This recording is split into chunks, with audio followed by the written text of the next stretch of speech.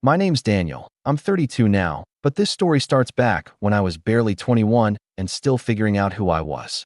I grew up in a family where appearances were everything. My parents, especially my father, were obsessed with status, cars in the driveway, the right clothes, who we were seen talking to at church. The problem was, I didn't fit their mold. I wasn't the straight A, college-bound golden child like my older brother, Marcus. I didn't have the grace my mother always bragged my sister had. I was the quiet one, the kid who liked working with my hands and spent too much time sketching designs in a tattered notebook instead of rehearsing for the perfect life they had scripted for me. When I decided to skip college and start my own small carpentry business, they laughed. I remember my father leaning back in his leather chair, swirling the ice in his glass like he was delivering some profound truth, and saying, "You'll never be anything if you keep chasing these little hobbies. We're cutting you off. Maybe that'll wake you up." I didn't fight back. I just nodded, left the room, and that was the last real conversation we had for years. From that day on, I was on my own. No calls on my birthday, no invites to family dinners, nothing. When they did mention me to others, it was only to shake their heads and mutter about how I chose this life. My siblings followed their lead. Marcus once called me to ask for help moving some furniture, but when I said I couldn't because I had a client project, he muttered, "Figures. You're too busy pretending you have a real job." That stuck with me longer than I like to admit. Years went by, and I worked like my life depended on it, because it did. The business grew slowly at first, but my designs started gaining traction online. One job led to another, and eventually, I wasn't just making furniture. I was designing entire custom interiors for high-end clients. But none of that mattered to my family. They didn't see any of it. The first time I heard from them in over a decade was last spring. Out of the blue, I got a group text from my mother that read, "Family reunion this summer at Clearwater Shores Resort. Hope you can make it. If you can afford it," wink emoji. That little winking face nearly made me delete the message right there. It wasn't just an invite. It was a test, a jab wrapped in fake cheerfulness. I didn't respond. But as the weeks went on, I kept thinking about it. About how they'd all be there. Parents, siblings, aunts, uncles, the cousins who barely remembered I existed. I thought about the last time they saw me, broke and packing my old truck with everything I owned. I thought about the way they turned their backs without hesitation. And slowly, an idea began to take shape. I didn't RSVP. I didn't even acknowledge the invite. But I made sure my calendar was clear that weekend. The reunion was set for a Saturday afternoon, and I knew Clearwater Shores well. It was the crown jewel of the coast, a sprawling luxury resort where rooms went for more per night than I used to make in a month. What they didn't know was that, a few months earlier, I had closed a very private deal. Clearwater Shores had been struggling under its old management, and I'd stepped in as part of a small investment group to purchase and revitalize it. My name wasn't on the flashy press releases, but my signature was on the ownership documents. I arrived late on purpose. By the time I pulled into the lot, the sun was dipping low, casting everything in a golden glow. I could hear the faint sound of music and laughter coming from the beachfront terrace where they were gathered. My heart was pounding, not from nerves, but from anticipation. I spotted my mother first, dressed to the nines as always, holding court with a glass of wine in her hand. My father was beside her, nodding along to someone's story, his laugh loud and practiced. I walked up quietly, unnoticed, until the host of the reunion, a local event coordinator, took the microphone to make an announcement.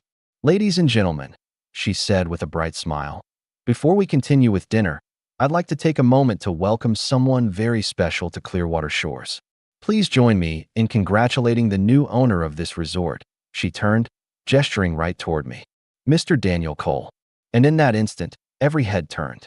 The moment the host said my name, the air seemed to change.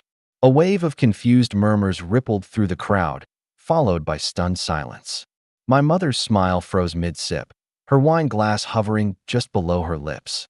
My father's eyebrows twitched ever so slightly before settling into that carefully controlled, neutral expression he wore when he didn't want anyone to see he'd been blindsided. Marcus, on the other hand, looked me up and down as if trying to find something, anything, to mock. I gave a polite smile, thanked the host, and walked toward them at an unhurried pace. The only sound for a few seconds was the shuffle of chairs and the faint clink of cutlery. Then my Aunt Lydia, who never missed an opportunity to put me in my place, spoke first. Daniel? Owner? You must mean part owner, right? Someone like you couldn't possibly. She cut herself off, but her tone was enough to get a few quiet chuckles from my cousins. I didn't answer her. Instead, I let my eyes sweep over the crowd, making brief, calm eye contact with each of them. I noticed my father subtly turning toward Marcus, as though trying to silently align himself with his golden child before any conversation began. My sister, Rachel, gave a small, almost imperceptible roll of her eyes and leaned in to whisper something to her husband. He smirked. Finally, my mother stepped forward. Well, she said, her voice light and airy. This is quite a surprise. She touched my arm with her perfectly manicured hand, her grip just a little too tight. We didn't think you'd be able to make it. You've been busy, I suppose. The way she said busy dripped with condescension, as if I'd been running a lemonade stand instead of a multi-million-dollar operation. I kept my tone level. Yes, I've been busy. She tilted her head and gave a little laugh. That's good. Keeps you out of trouble, I hope. That got a few knowing looks from my uncles, the kind of smug glances that suggested they were remembering old family gossip about my reckless choices. The reunion dinner continued, but it was clear that my sudden reappearance had thrown them off balance. Every time I joined a group conversation, someone would find a way to slip in a backhanded comment. Marcus asked loudly, "So, do you still live in what was it? That little apartment over a garage?"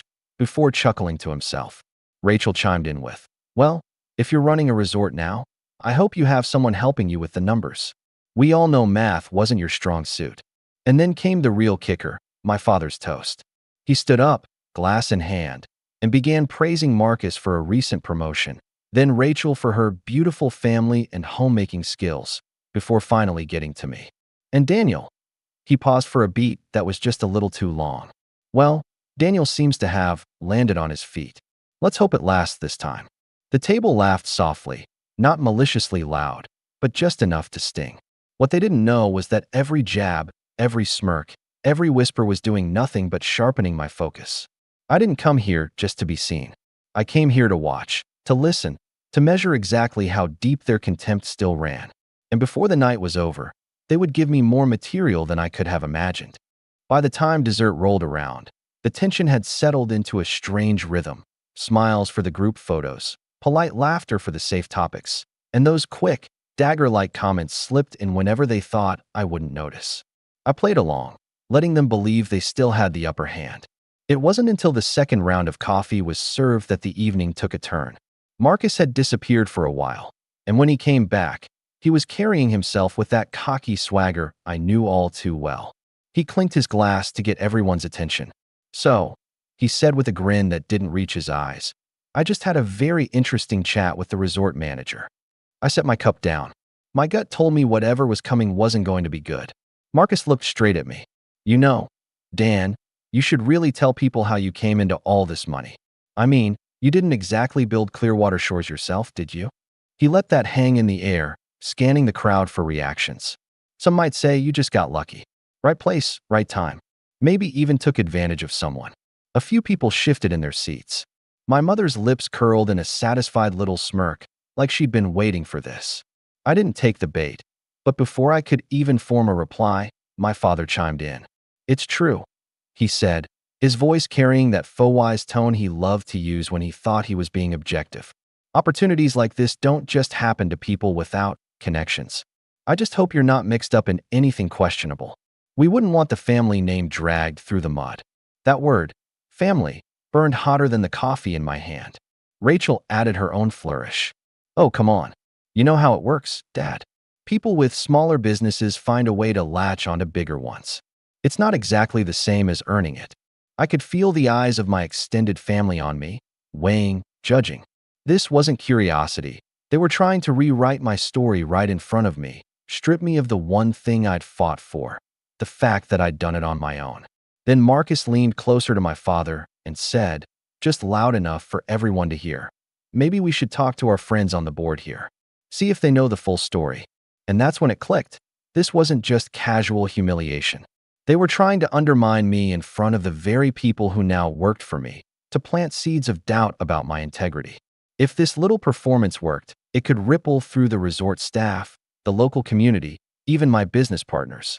The betrayal wasn't just in their words. It was in the fact that they were willing to risk my livelihood to protect the narrative they'd built about me years ago.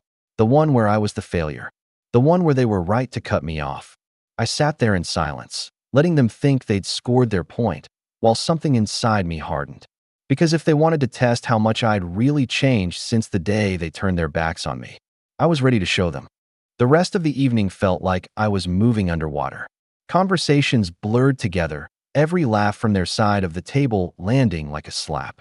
I stayed composed, but inside, my chest felt tight, my jaw aching from holding back every word I wanted to throw at them. After Marcus's little stunt, I noticed something subtle but undeniable. People in the room were looking at me differently.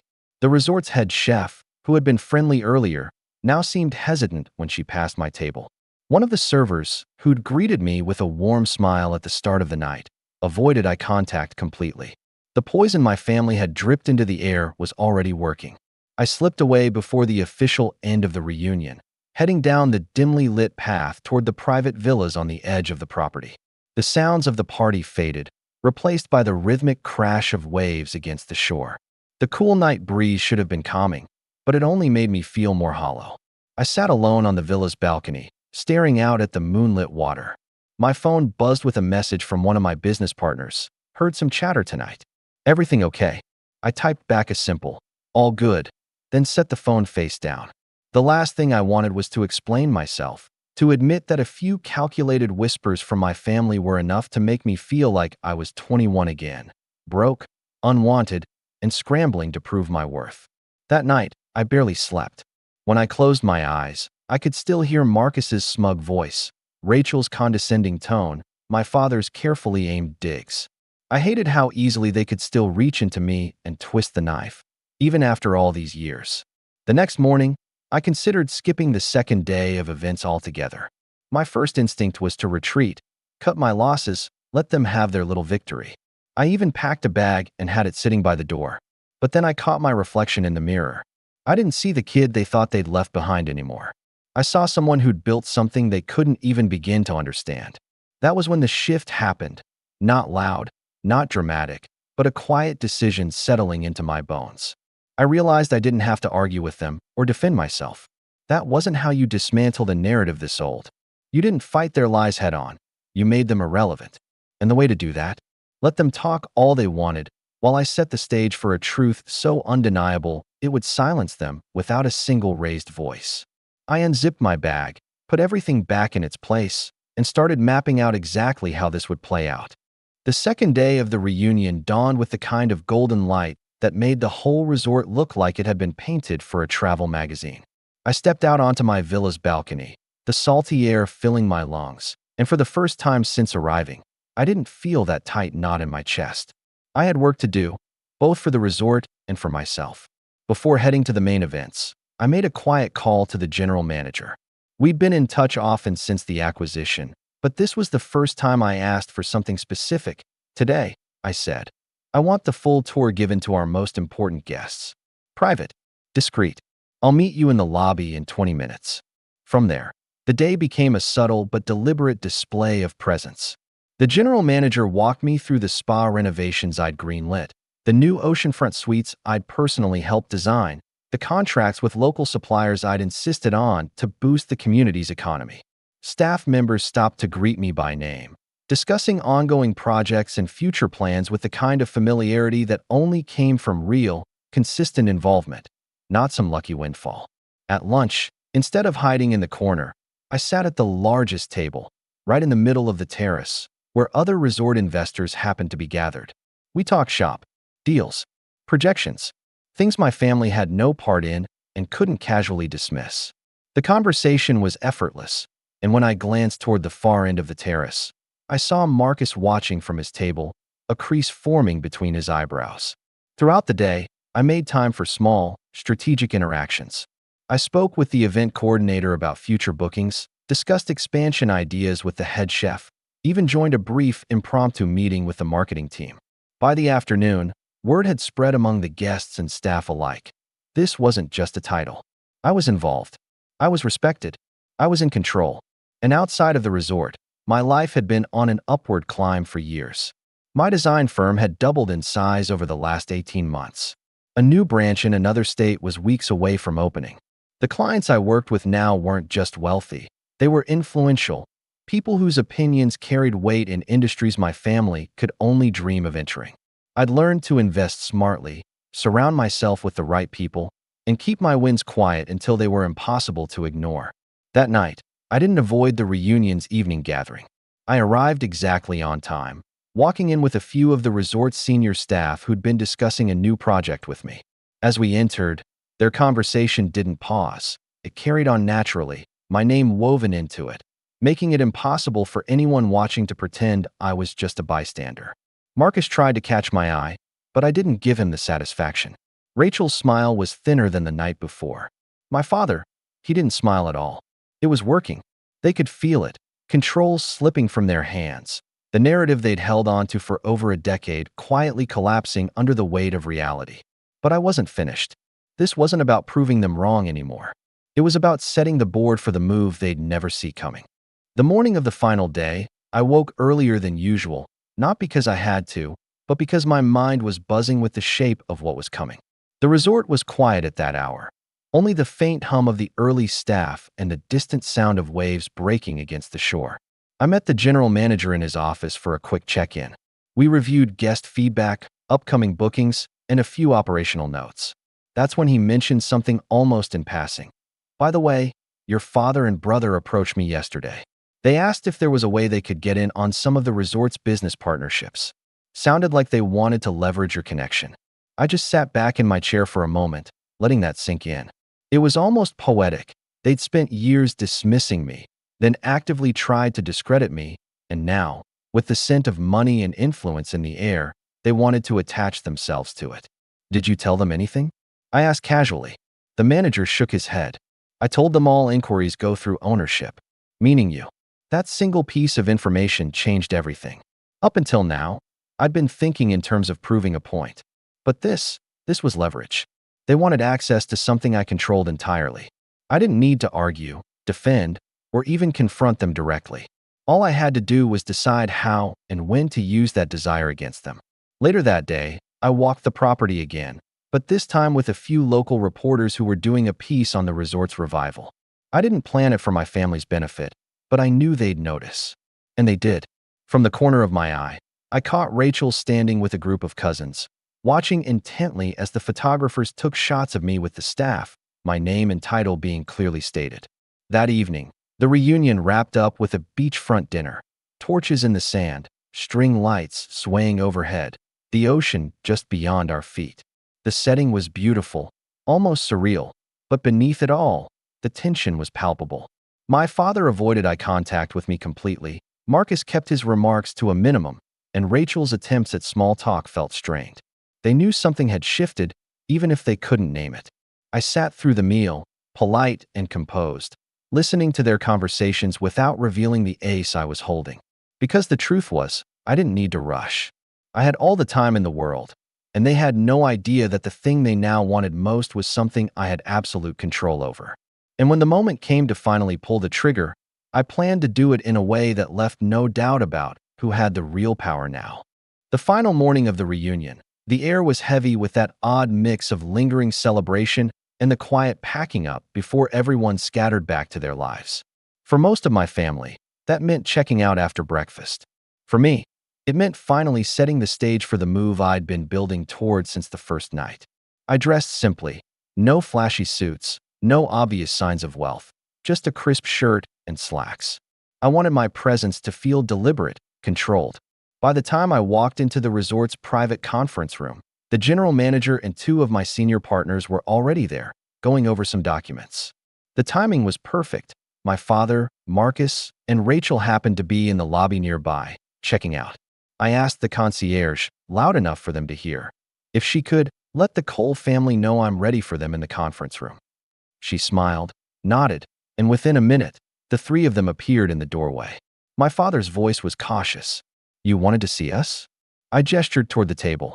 Yes, I heard you were interested in getting involved with the resort's partnerships. I kept my tone even, almost friendly. I thought we could discuss that before you left." They exchanged glances, clearly not expecting me to acknowledge their earlier request so directly. Marcus straightened up, trying to project confidence. "Well, we were just thinking it could be mutually beneficial. We know people who could bring in more guests, maybe secure some events. Of course, we'd expect some sort of stake." I nodded slowly, as if considering it. "A stake? That's interesting. You know, usually, when someone wants a stake in something, there's an expectation they've supported it from the start, believed in it, backed it. But in this case," I let my words trail off. "Well, that doesn't quite match our history, does it?" My father shifted uncomfortably. Rachel crossed her arms. Marcus tried to smile it off. "We've had our differences. But business is business, right?" I leaned forward, folding my hands on the table. "Exactly. And as the majority owner, my business decision is this. We don't work with partners who try to undermine our reputation, especially in front of staff and investors. I'm sure you understand." The silence that followed was thick enough to touch. Before they could respond, I added, "Of course, you're still welcome to stay here in the future, at full guest rates. But as for partnerships, that door's closed." My father's jaw tightened. Marcus's ears flushed red. Rachel opened her mouth, then shut it again. They weren't used to hearing no from me. They weren't used to me having the power to say it. I stood, signaling the meeting was over. "Enjoy the rest of your trip home," I said calmly, and walked out before they could recover enough to spin it into something else. What they didn't know was that by the time they reached the parking lot, I had already instructed the staff to ensure they received the most ordinary treatment possible. No special perks, no priority bookings, no family of the owner status. To them, it might have seemed petty. To me, it was a clear message. Whatever influence they thought they had over me was gone. And as I watched them drive away from the balcony above, I felt something I hadn't in years. Not just satisfaction, but peace. They left the resort without another word to me, their faces locked into tight, unreadable masks. But the silence didn't last long. Within a week, word got back to me through an old family friend that my father had been grumbling about how ungrateful I was, spinning the story to make it sound like he'd been doing me a favor. The problem for him was, the people he was talking to had already seen the local news article that ran the day after the reunion. A glowing feature on Clearwater Shore's new ownership, complete with photos of me standing beside the staff, quotes about my commitment to the community, and a clear outline of my role as the driving force behind the resort's revival. It didn't take long for their version of events to crumble. The same extended family who once nodded along to their "Daniel's a failure" narrative started calling me directly, congratulating me, asking about bookings, even apologizing for listening to the wrong people. Marcus's attempts to leverage his name for deals around town backfired when people realized his connection to me was non-existent in business terms. Rachel, who prided herself on her social circle, found herself on the outside of a few key gatherings because people had quietly decided they didn't want to be associated with someone who'd tried to smear her own brother in public. As for my parents, the next time they reached out was months later, through an email so formal it might as well have been typed by a lawyer, asking if we could put the past behind us. I didn't reply, not out of spite, but because I no longer needed anything from them. The power they once held over me had evaporated the moment they realized they couldn't rewrite who I was anymore. Life moved forward. The resort thrived. My design firm opened its second location. My circle grew tighter, filled with people who had seen me for who I was, not for who my family insisted I was. And the best part? I didn't have to burn a single bridge. I just left them standing on the other side, watching as the distance between us grew wider with every passing day. The last image I have of them is from that balcony, the morning they drove away from Clearwater Shores. 3 figures in the distance, smaller and smaller as they disappeared down the coast road. And for the first time in my life, I realized I wasn't the one who'd been cut off all those years ago. They were. My name's Andrew, I'm 34, and until recently, I thought I had finally carved out a life that stood on its own 2 feet. I wasn't trying to prove anything to my family. I just didn't want to live under their microscope anymore.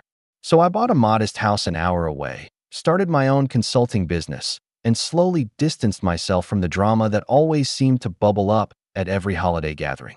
It wasn't that I hated them, but after years of being treated like the ungrateful son or the difficult nephew, I just got tired of pretending everything was fine. When I moved out, it wasn't some dramatic announcement. No tears, no door slamming, just a quiet departure. I thought that would make things easier. I was wrong. For the first year or two after I left, invitations to family events came less frequently. Sometimes I'd find out about a cousin's wedding or a baby shower only after the pictures were posted on Facebook. Other times, my mom would send me a vague, last-minute text like, "If you're free, brunch Sunday." No details, no warmth. It felt more like a formality than a genuine effort to include me. Still, I went to some of those events. I made polite conversation. I brought thoughtful gifts. But over time, the looks got colder, the whispers louder, and the jokes more pointed. They always made it seem like I had betrayed them by stepping away. Like choosing independence meant I thought I was better than them. But I never said that. I never said anything, really. I just wanted peace. I paid my share into the family trust, something my grandfather set up decades ago to help support relatives going through tough times. He'd built his fortune in construction and left a sizable chunk of it in a managed account.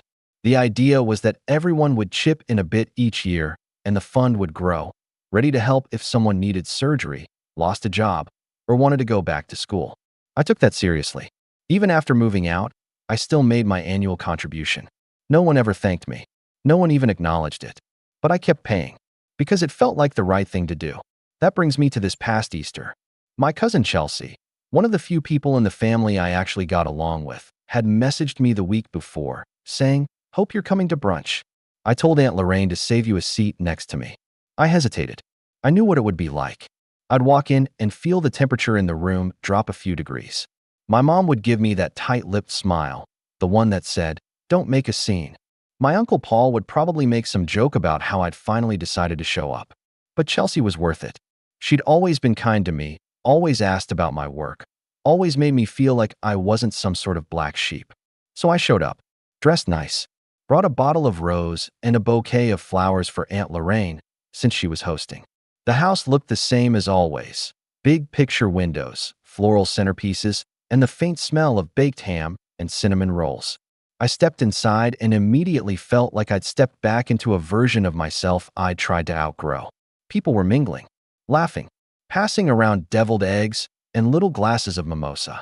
And then I saw her, my Aunt Lorraine, standing near the dining table in some pastel cardigan, holding a tray of quiche like she was the queen of the county. She glanced at me, did a double take, and then walked over. Her eyes flicked down my outfit, then back up to my face. And she said it, just loud enough for the nearby cousins to hear. "This table's for family only." I froze. At first, I thought maybe I'd misheard her. Or maybe she was joking. But there was no humor in her voice. Just that syrupy, sweet condescension I knew too well. I glanced at Chelsea, who looked horrified, then over at my mom, who was sitting at the far end of the table, sipping her mimosa with that same cold smile. "You made your choice when you moved out," my mom added, not even looking at me. I stood there, the bouquet still in my hand, the bottle of wine sweating in the other. For a moment, I actually laughed, just a soft, breathy chuckle. Not because it was funny, but because I was stunned. It was like watching a slow-motion car crash and realizing you were in the front seat. I didn't say a word, just turned around and walked out the way I came. I sat in my car for a bit, not crying, not angry, just numb. I thought about all the things I could say, all the comebacks I could throw at them. But I'd done that before. It never changed anything. So I just sat there, scrolling through my phone, trying to decide if I should go back to the city or just grab lunch at some quiet diner nearby. Then my phone buzzed. "Chelsea, I'm leaving." That was disgusting. Another buzz. Her husband. "We're with you. Give us a minute." I watched through the windshield as Chelsea stood up from the table, whispered something to her mom, and walked out. Her husband followed. A minute later, my cousin James, who'd just started his own business and once told me how much my financial advice had helped, stood up too. Then two more cousins. By the time dessert hit the table, nearly half the seats were empty. I didn't plan what happened next. I didn't have some master revenge strategy ready to go. But in that moment, seeing who stood with me, and more importantly, who didn't, I knew something had to change. And I realized just how much of myself I'd been pouring into that trust fund every year. Quietly, dutifully, funding the same people who couldn't even save me a chair. I scrolled to my contacts, opened up the app one used to manage the contributions, and began typing an email. That was the moment everything started to shift. But that wasn't the end of it. Not even close. By the time I got back to my place that evening, I had 3 voicemails waiting. One from Chelsea, just checking in and telling me not to feel alone. One from my cousin Daniel, sounding hesitant, asking if we could chat sometime. And one from my mom. Her voice was flat, but every word was sharpened like a blade. I don't know what kind of scene you thought you were making, Andrew. You embarrassed your family. This standoff of yours has gone on long enough. Grow up. I didn't respond. Instead, I opened my laptop and logged into the family trust dashboard. Technically, I wasn't just a contributor. When my grandfather passed, he left a clause in his will stating that the first grandchild to reach financial independence without dipping into the fund would be given co-administrator privileges. At the time, everyone rolled their eyes and said it was a weird, old-fashioned requirement. But I got my business off the ground, paid off my loans, and qualified before anyone else. My mom said it was cute that Grandpa had put his faith in me. I never told anyone that he'd pulled me aside once, when I was 24, and said, "That trust will save this family one day, but only if the right person is watching the vault." I always thought he meant the money. Now I think he meant the people. So I started combing through the logs. There were dozens of transactions, some small, some eye-watering. Uncle Paul had taken out money 3 times for home repairs in the last year, despite having a 6-figure income. My sister had withdrawn $8,000 labeled education, even though she hadn't taken a class since she dropped out of her yoga certification program 2 years ago. And Aunt Lorraine, well, she'd apparently been reimbursed for a medical hardship that turned out to be liposuction from a spa clinic in Miami. I wasn't angry. Not yet. I was something colder. A kind of calm that came from watching a dam crack slowly over time and realizing it was about to burst. The next morning, I drafted a letter to the financial firm that handled oversight for the trust. I wasn't removing anyone, not yet, but I was placing a freeze on all withdrawals pending a full audit. I cited irregularities and requested a compliance review. The kind of bureaucratic move that looks harmless on the surface, until the people used to freely dipping their fingers into the pot suddenly find the lid screwed on tight. The email went out at 9:42 a.m. At 10:17, my phone started buzzing again. Mom, decline. Uncle Paul, decline. Then a group text lit up. Did you lock the account? I can't access anything. What is going on? I didn't reply. Instead, I sent a private message to the firm. Please ensure any questions regarding the freeze are directed to me or my legal representative. I'll provide further instructions within the week. By lunch, Aunt Lorraine had sent an email addressed to the entire family with the subject line, "Inappropriate overstep." In it, she called me vindictive, unstable, and emotionally erratic. She CC'd half the cousins and included a thinly veiled threat about seeking legal advice. She even said, get this, that I had never truly been part of this family. I stared at that line for a long time. Never truly been part of this family. That was it, wasn't it? The root of all of it. I was always the different one. The one who didn't go to church every Sunday. The one who asked questions about the way things were run. The one who didn't laugh at their jokes when they made fun of Chelsea's husband for being vegetarian or when they mocked Daniel for not acting like a man. I didn't conform. And instead of respecting that, they rejected it. But here's what they didn't know. The trust wasn't the only thing I had access to. Back when Grandpa was still alive, he and I would meet for breakfast once a month. He'd order the same thing, black coffee, eggs over medium, dry rye toast. We'd talk about business, about life, about family. One day, out of nowhere, he told me, "The house they all love, the lake house, they don't know it, but I put it in your name." Quietly. Years ago, taxes are handled through a shell company, and the paperwork's airtight. I wanted to make sure someone who earned it would own it. I thought he was joking, but he wasn't. I pulled up the documents. Everything was there. Deed, transfer records, even a notarized letter from my grandfather explaining his choice. The house where we used to spend every summer. The one they'd started treating like a community clubhouse after he passed, barbecues, birthdays, even a cousin's wedding reception last fall. They never once asked permission. They didn't have to. No one knew I owned it. Until now. I started drafting another email. Not to the whole family. Just to one person. My mom. I kept it short.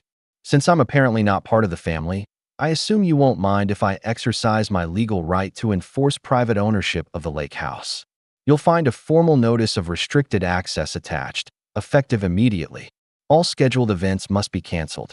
The locks will be changed Friday." Then I hit send. I leaned back, listening to the silence in my house. It was peaceful. For the first time in a long time, I didn't feel like I was defending myself. I wasn't reacting. I was acting. The phone started buzzing again. But this time, I let it ring.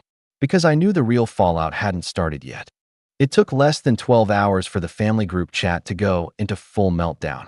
Chelsea texted me screenshots of the chaos. First, it was my mom posting in all caps, "Who do you think you are?" Then Uncle Paul chimed in with some half-baked legal threat about stealing family property. Aunt Lorraine followed it with, "Your grandfather would be ashamed." That one made me pause. Not because it hurt, but because it confirmed something I'd always suspected. They had no idea who Grandpa really was in the end. They clung to their curated image of him, the one that fit neatly into their polite dysfunction. They didn't know the man who sat across from me at breakfast and said, "Keep your head down, but keep your power close."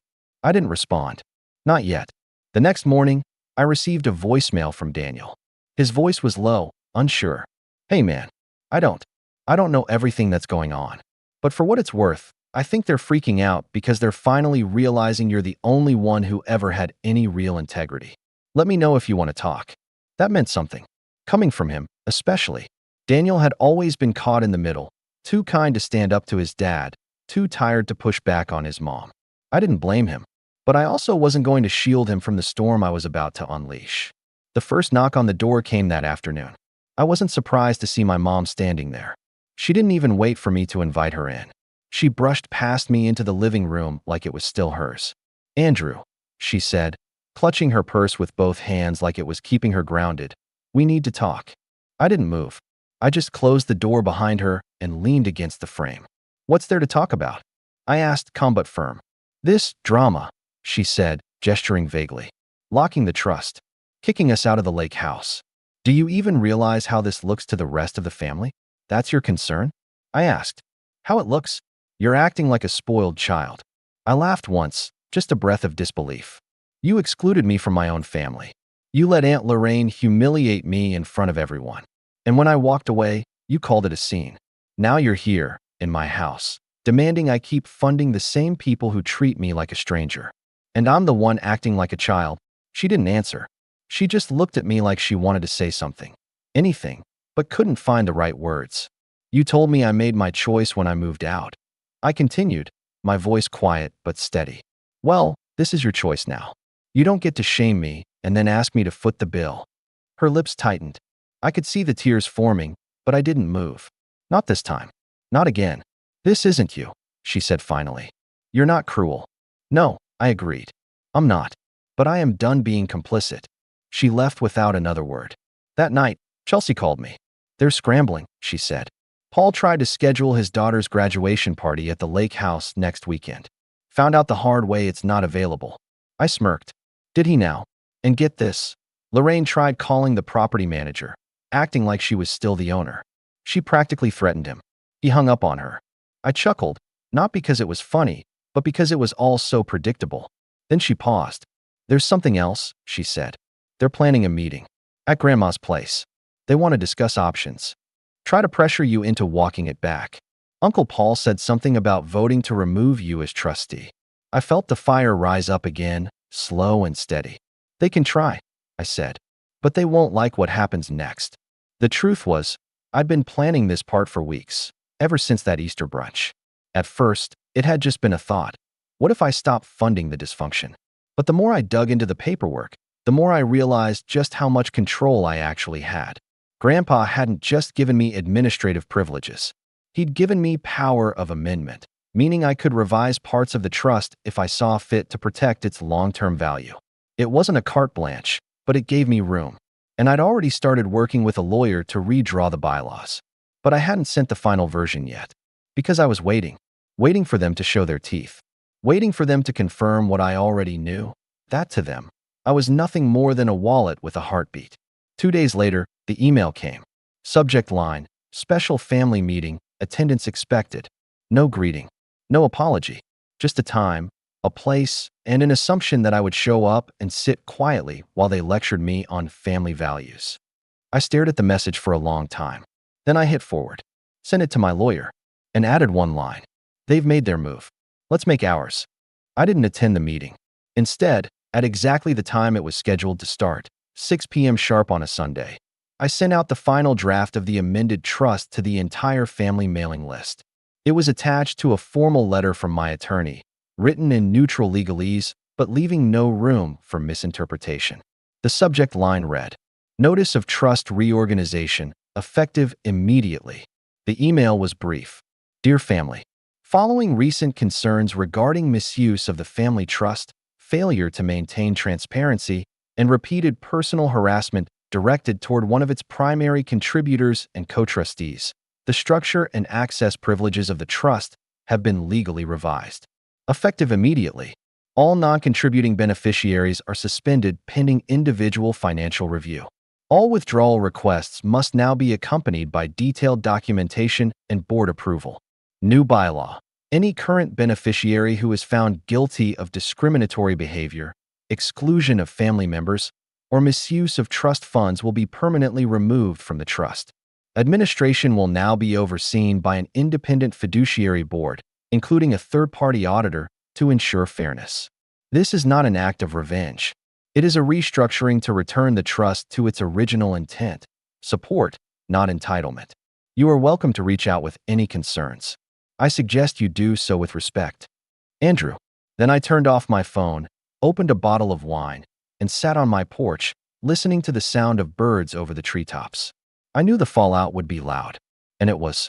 When I turned my phone back on the next morning, there were 47 missed calls, 18 voicemails, and over 100 texts. Most were from the usual suspects, my mom, Uncle Paul, Aunt Lorraine, screaming into the void. My mom said I had humiliated the family. Paul accused me of being a dictator. Lorraine, in a voice shrill with panic, kept repeating the phrase, "You don't get to do this. You don't get to do this." But here's the thing, I did. Legally, ethically, and, maybe for the first time in my life, morally. Chelsea texted me later that morning. You just lit a match in a room soaked in gasoline. I'm proud of you.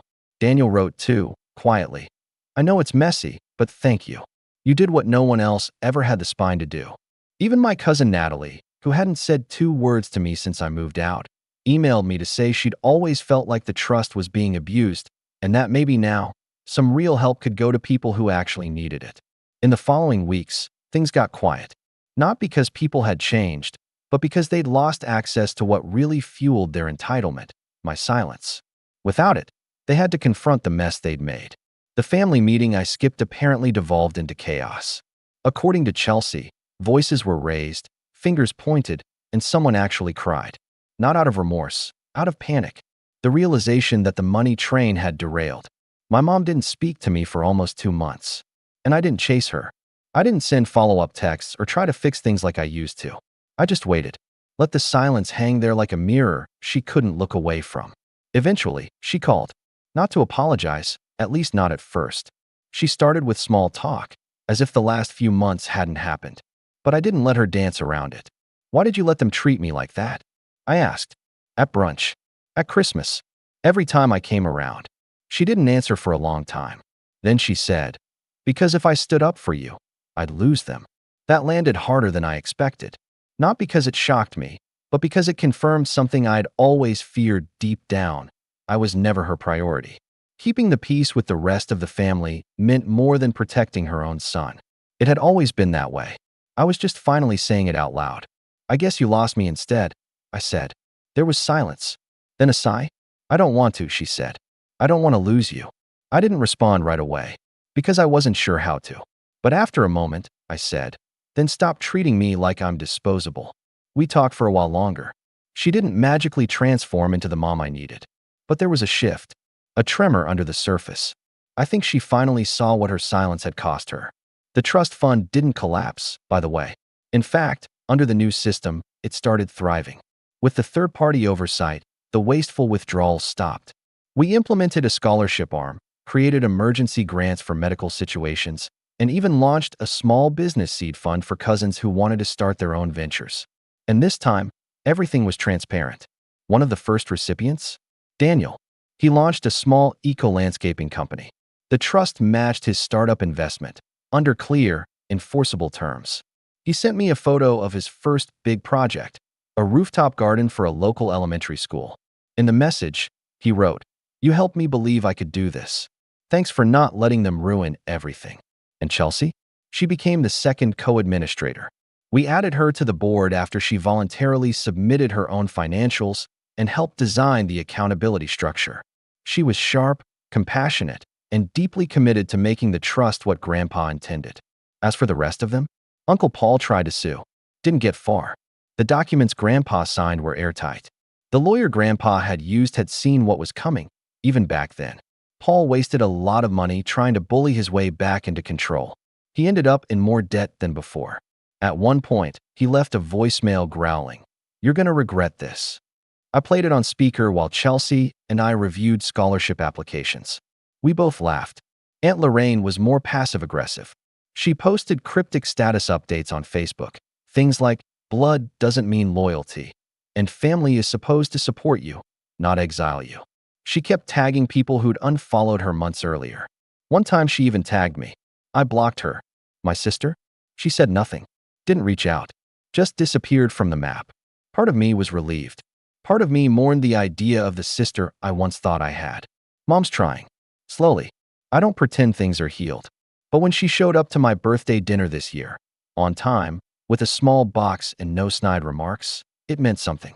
The card inside the box just said, "Thank you for making things better, even when I didn't understand." I kept it. The lake house. It's not off limits. But now, people ask permission, and they respect the answer. We reopened it for family reunions, invitation only. This year, Chelsea and I hosted a summer barbecue. We grilled by the water, played board games on the deck, and watched the kids build sandcastles just like we used to. Some family didn't come. Others did, nervously, unsure if they were still welcome. The ones who stayed late into the night, laughing under the patio lights, those are the ones who never needed the trust fund to remember what family actually means. I still walk down to the dock sometimes. Sit at the edge, legs dangling above the water, just like I used to with Grandpa. I think about the choices I made, the silence I broke, the storm I caused, and I don't regret a single second of it. Because sometimes, the only way to fix a broken legacy is to burn the rotten parts down and rebuild it from ash. My name's Aaron. I turned 50 last month. I manage a mid-sized logistics firm, been married for 27 years, and I've got two daughters, Clara, 24, and Morgan, 20. I used to think I had a pretty good read on people. I could sense tension in a boardroom before anyone spoke, sniff out a lie from 100 miles away. But when it came to my own family, I missed every sign. Or maybe I just didn't want to see them. The lead up to my 50th birthday was off, but I chalked it up to surprise party energy. You know the vibe.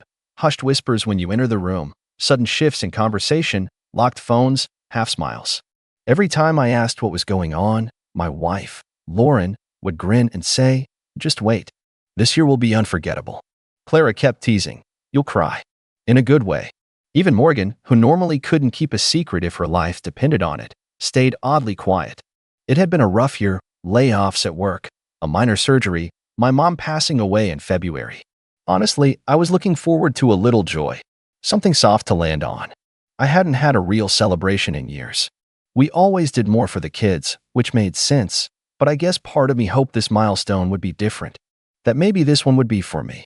The night before, Lauren kissed me goodnight early. "Get some rest," she said. "Big day tomorrow." I remember lying in bed, imagining some surprise trip. Maybe something nostalgic, back to Napa, where we honeymooned. Or a dinner with old friends. She'd mentioned reconnecting with a few. Whatever it was, it felt like something was coming. And for once, I let myself feel excited. I woke up alone. No breakfast. No card on the nightstand. No balloons. No happy birthday. No smell of pancakes or sound of the girls whispering down the hall. Instead, there was just an empty kitchen table, one used mug in the sink, and a canceled calendar invite on my phone. Birthday dinner at the Ridge, 6 p.m. Status, canceled by Lauren. No note. No explanation. Just gone. I checked our shared family calendar. Morgan had an event marked blocked, and Clara's was simply marked busy. I opened our group chat. No messages. Nothing from Lauren either. Not even a happy birthday. I stared at my phone for a long time. Tried calling once straight to voicemail. I didn't leave a message. I'm not the type to beg for attention. By noon, I convinced myself it was still part of the surprise. Maybe they wanted me to think they forgot. Maybe I'd walk into the ridge later and see all my friends gathered around with a cake and drinks. But 6 p.m. came and went, and I stayed home. I heated up leftover stir-fry. The rice was dry. The soy sauce had turned weirdly bitter. I sat at the kitchen island, eating cold chicken and telling myself they were just late, that maybe they'd walk in any minute, laughing about a wrong turn or a change in plans. Then, at 7:11 p.m., my brother posted a selfie. It was a group shot, dozen people crammed together under a warm pink sky. My brother had that smug gotcha grin on his face. His caption read, "Surprise trip with the real ones." And right behind him, smiling with wind in her hair, was my wife. And both of my daughters. Even my best friend, Tom. He was the one holding the camera. They were on a beach. I recognized it immediately. Puerto Vallarta. I'd mentioned it offhand last fall, saying I'd love to go there someday. Looks like they took the hint. Just not with me. I didn't text. I didn't call. I just sat there, staring at the screen until my phone dimmed and went black. Then I stood up, walked down the hallway to the basement, and pulled out the lockbox from under the stairs. Inside was a copy of the house deed, emergency cash, and most importantly, the backup keys and remote codes for all the smart locks in the house. I spent the rest of the night changing everything. Garage codes, alarm system, keypad entries. I even disabled the garage opener tied to Lauren's car. I took her spare off the key rack, walked outside, and tossed it into the storm drain down the street. I wasn't angry. Not yet. Just numb. Like the world had gone quiet and I was the last one who hadn't realized it yet. The next morning, I turned off the phone. 2 days later, when I finally turned it back on, it buzzed like a hive had nested inside it. 48 missed calls. Dozens of voicemails. Over 100 emails. Please just hear us out. You don't understand. It's not what you think. From Lauren. From Clara. From Morgan. Even from Tom. But the one that stood out was from my brother. Subject line. I warned them this was a bad idea. I didn't open it. I walked into the kitchen, poured myself a glass of water, and sat down at the table. The same spot I'd sat on my birthday, alone with my stir-fry.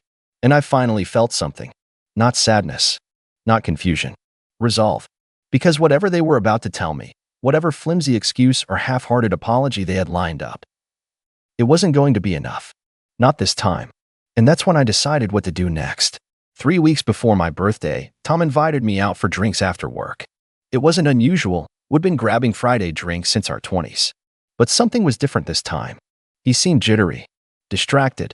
He kept glancing at his phone, barely touched his second drink, and dodged every question I asked about work. We'd both been in the trenches together when his last client went under, so silence wasn't normal. I figured maybe he was having trouble at home. His divorce last year was rough, and I knew he'd been trying to rebuild, job, dating, the works. But every time I mentioned his ex or anything remotely emotional, he'd shift the topic. Then, toward the end of the night, he leaned back in his chair and gave me this weird half-smile. "You ever think," he said, "that people change when they think you're not looking?" I raised an eyebrow. "What's that supposed to mean?" He shrugged. "Just saying, sometimes the people closest to you aren't who you think they are." I laughed it off at the time. Thought maybe he was projecting. But now? Now I wonder if that was his guilt peeking through. Some last-ditch effort to give me a heads-up without actually saying the words. The next odd moment came a few days later. I was walking past Lauren's office, door cracked, her back turned. She was talking low on the phone. I wasn't trying to eavesdrop, but one word stopped me cold. Transfers. Then a pause. "Yeah, but only after his birthday." No, I don't want it to get messy. My heart kicked into a sprint.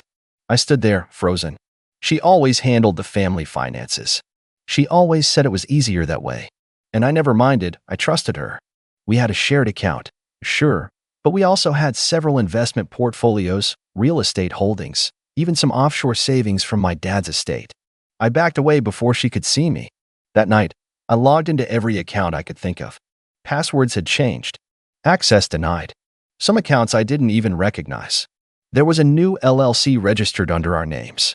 I couldn't see its details. When I asked Lauren casually about it the next morning, just to test the waters, she waved it off with a breezy smile. "Oh, you know, Just some housekeeping. Consolidating stuff before tax season. I wanted to believe her. I did. But something in her tone felt off. Scripted. Like she'd rehearsed it. Still, I let it go. I didn't want to be that guy, paranoid, suspicious, the overthinking husband. So I convinced myself I was being dramatic. That maybe she was planning a surprise. Something huge. Maybe this was all leading to the best birthday of my life. Except now I knew exactly what it was leading to. A surprise trip with the real ones. That selfie replayed in my head every time I closed my eyes. Lauren in a sundress she hadn't worn in years. Clara holding a cocktail she used to mock me for ordering. Morgan with her hand slung around Tom's shoulder like they were old pals. My best friend. My wife. My kids. Gone. I kept thinking about that phrase. The real ones. Like I was fake. Like I wasn't enough. I didn't tell anyone what I discovered. Not yet.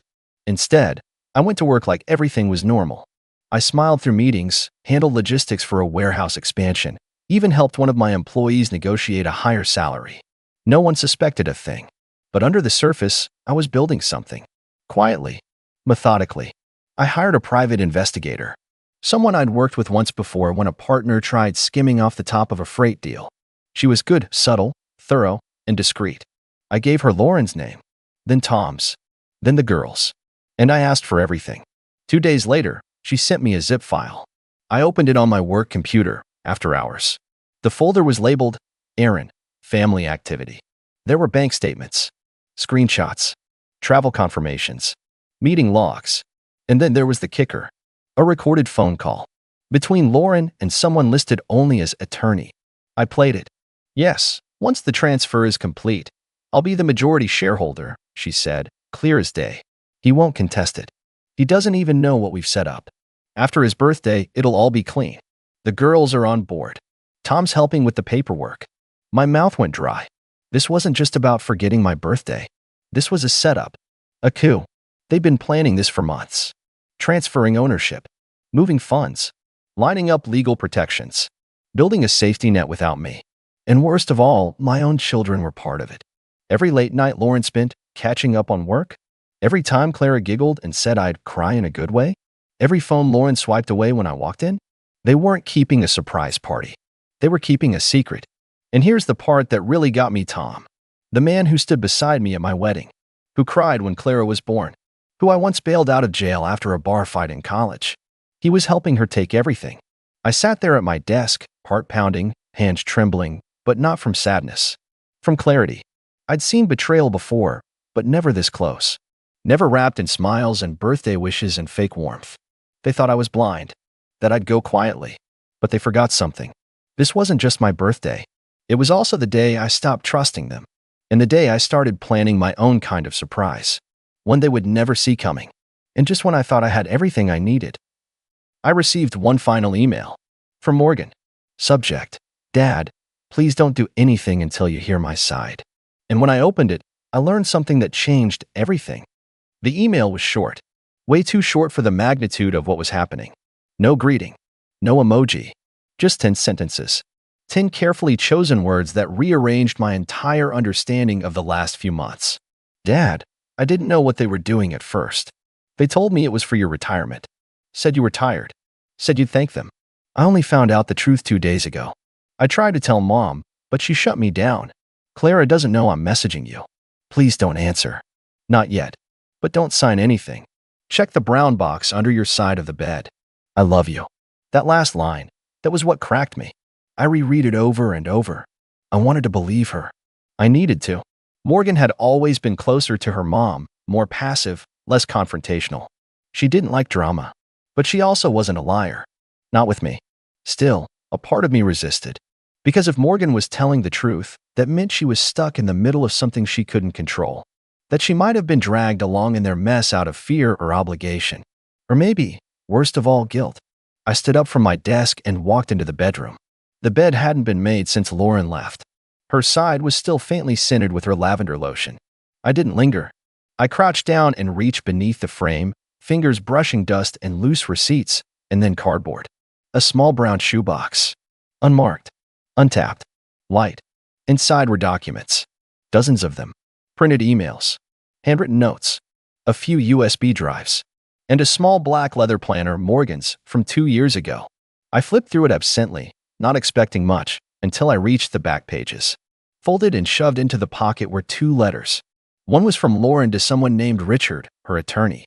It was a typed draft with edits in red ink. The title? Request to initiate ownership reassignment proceedings. The language was cold, clinical, like she was filing a work transfer, not tearing apart her husband's life.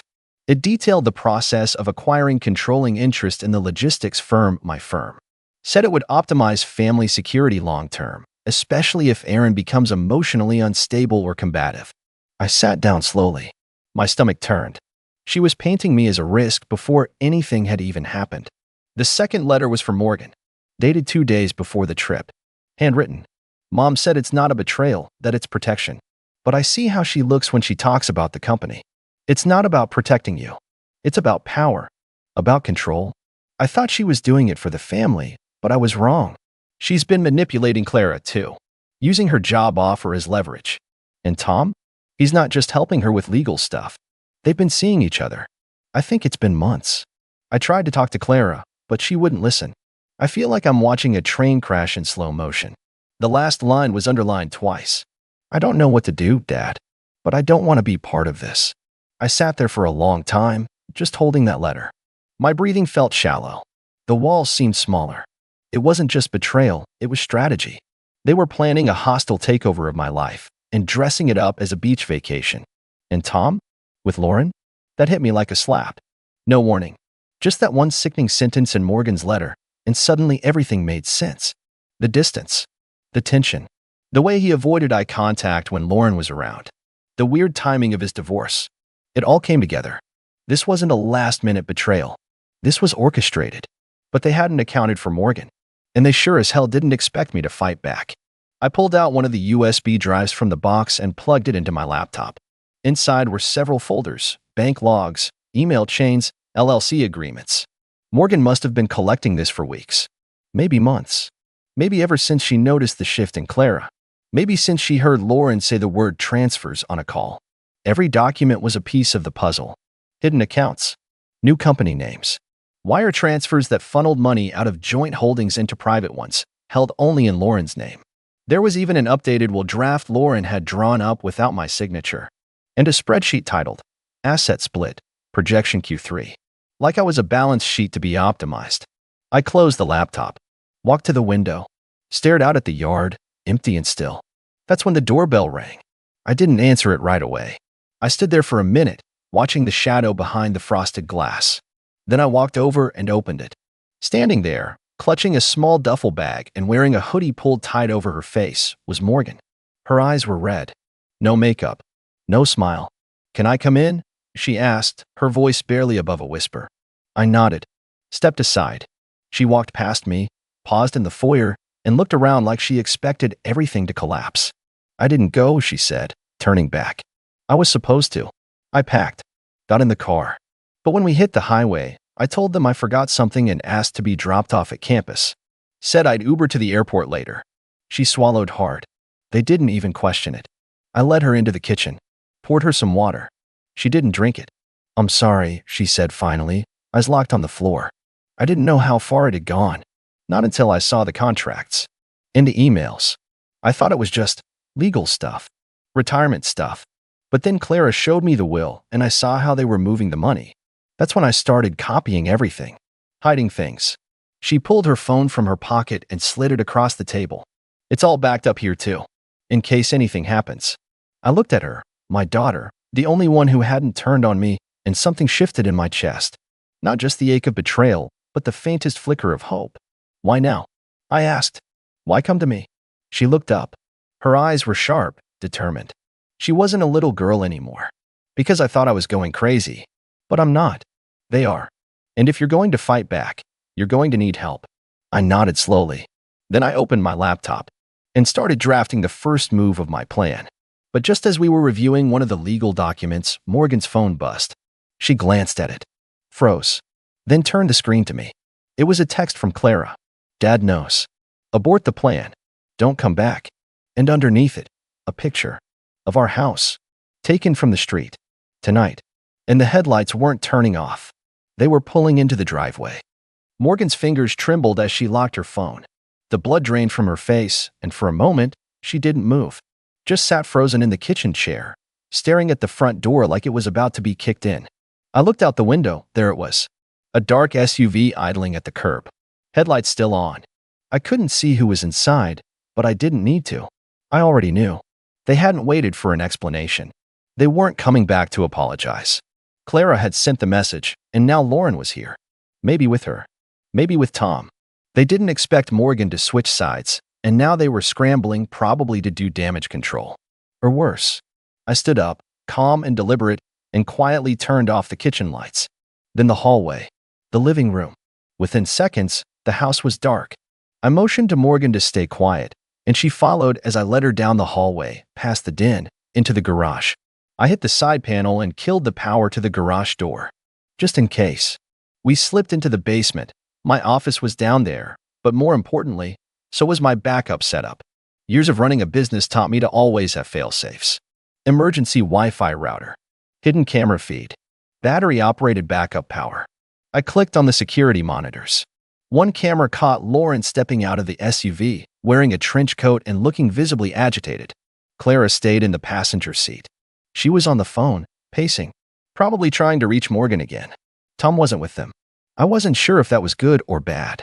Lauren walked up to the porch and rang the doorbell. No knock, no yelling. She wasn't going for drama. Not yet. This was recon. She wanted to know if I was still home, if I'd seen anything, if Morgan had told me. She waited for 30 seconds, then pulled out her phone. A moment later, mine buzzed upstairs. She tried again. Buzz. Again. Buzz. Finally, she knocked. 3 times. Hard. Morgan whispered, "She thinks we don't know." I nodded. Let's keep it that way. For now. We watched for another minute as Lauren paced the porch. Eventually, she turned back toward the SUV, talking into her phone. Clara rolled down the window and shouted something I couldn't hear. Then they both got in and drove off. Not far, just around the corner. I knew that street. It had a cul-de-sac and one of the better views of our house. They weren't leaving. They were watching. I exhaled slowly. Then I opened the folder labeled LLC Agreements and started sorting documents. I need you to read something, I told Morgan. Together, we reviewed every paper sheet collected. She had copies of at least 6 shell company filings, all tied back to Lauren's maiden name. She transferred portions of our investments into them over the last 8 months. One of the accounts was structured as a blind trust under the guise of long-term college funding. Ironically, Clara's name was on that one. The real kicker, though, was in a power of attorney document Lauren had drafted and forged. It had my signature, but I never signed it. She'd used it to authorize one of the major transfers into her LLC just a week prior to my birthday. That was enough. Enough to go to the bank. Enough to file charges. Enough to destroy everything they had built on the illusion that I was too trusting, too tired, or too distracted to notice. But I wasn't going to file charges. Not yet. I had something better in mind. The next morning, Morgan and I visited the office. I hadn't told anyone what was going on, not the board, not the execs, not even my assistant of 8 years. But they knew something was different when I walked in with a briefcase full of documents and a fire in my step. Morgan waited in the lobby while I held an emergency executive meeting. We sat around the oak table. I laid it all out. Quietly. Calmly. I handed over the proof. The forged documents. The bank transfers. The attempt to reassign company ownership behind my back. Then I said 5 words that made the room fall silent. I'm selling my majority stake. They thought I was bluffing. I wasn't. 3 weeks earlier, before any of this reached the surface, I'd had a conversation with an international logistics group looking to expand into our region. I hadn't considered it seriously at the time. But now? Now I called their CEO personally. We negotiated for 8 hours straight. I structured the deal so cleanly, so thoroughly, that by the end of it, they were begging for my signature. I sold the company for nearly double its valuation. Then, with the proceeds already held in escrow, I transferred 10% of the final some 7 figures to a new trust, one with Morgan as the sole beneficiary. The rest? I froze. Every account tied to Clara and Lauren's names was shut down. The blind trust? Dissolved. The college fund? Liquidated. I even pulled the prepaid lease on Clara's downtown apartment. It was in my name anyway. They thought they were stealing from me. They didn't realize I'd already moved everything. Then came the final blow. The day after the sale, I filed for divorce. Lauren was served at her law office. In public, during lunch, Clara came home that night to find all her belongings boxed neatly on the front porch. I wasn't cruel. I didn't destroy anything. I even taped a note to the top box. You wanted independence. Now you have it. Tom? I sent him a single text. Glad you enjoyed the company. It's gone now. He didn't reply. Morgan stayed with me for a few weeks. We rebuilt things slowly, carefully. She hadn't been perfect, and she didn't pretend to be. But she'd done the right thing in the end. She came to me when it counted. She didn't just save me from their plan. She gave me clarity I hadn't had in years. We took a trip together later that spring. Just the two of us. We went to the coast, ate street food, rented bikes, talked like we used to when she was 10 and thought I hung the moon. One night, while watching the sun sink into the water, she turned to me and asked, "Do you ever miss them?" I didn't answer right away. Then I said, "I miss who I thought they were, not who they turned out to be." She nodded. Me too. When we came back, I bought a new house. Something smaller, quieter. I started writing again. Nothing serious, just journals, short fiction, some essays. I stopped checking their social media. I stopped responding to the occasional message from extended family asking what really happened. Because I didn't owe them the truth. They'd all seen the photo. They all knew what side they picked. And now, they could live with it. The last message I ever got from Lauren was an email. No subject, just a line of text. Was it really worth it? I stared at it for a while. Then I clicked reply and wrote, every second. My name's Adrian, I'm 28, and I've always been the kind of guy who keeps his head down, works hard, and doesn't ask for much. Quiet, maybe to a fault. While other people splashed their accomplishments all over social media or made sure every good deed was public knowledge, I preferred doing the right thing in silence. Maybe I got that from my grandfather. He used to say, the loudest people are usually the least dependable. I believe that. Still do, mostly. 3 years ago, after my dad got laid off from his job at the steel plant and the bills started piling up, I stepped in without being asked. My parents had always given me a roof over my head when I was younger, and despite our complicated relationship, I thought I could return the favor now that I had a stable job in IT. Their mortgage was around $1,300 a month, not outrageous, but more than they could manage without Dad's paycheck. I offered to take it over. Quietly. No fanfare, no strings. I didn't even want them to tell anyone. Just wanted them to feel secure. And for 3 straight years, I paid it, every month, on time. I even automated it through my bank. They didn't have to lift a finger. It wasn't just the mortgage, either. There were little things. New tires on my mom's car when she didn't know how she'd pass inspection.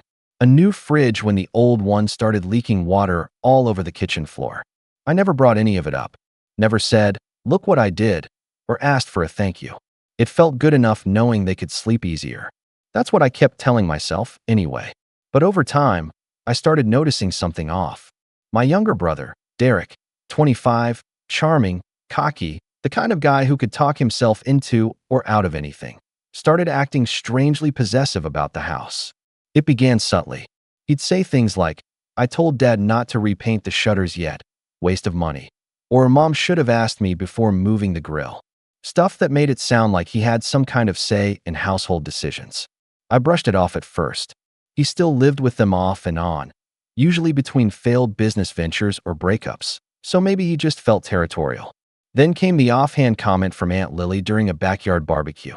"It's so generous of Derek to help out the way he does. Not every kid would step up for their parents like that."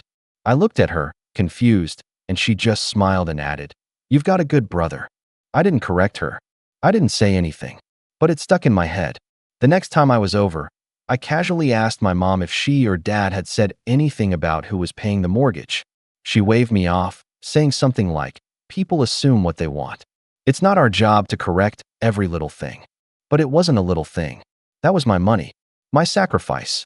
And I couldn't help but wonder if maybe they were letting people assume on purpose. Maybe they liked how it felt when people praised Derek. Maybe they didn't see the harm in it. I tried to let it go. Truly I did. But then came the family dinner. That damn dinner. It was a casual Sunday get-together at my parents' house.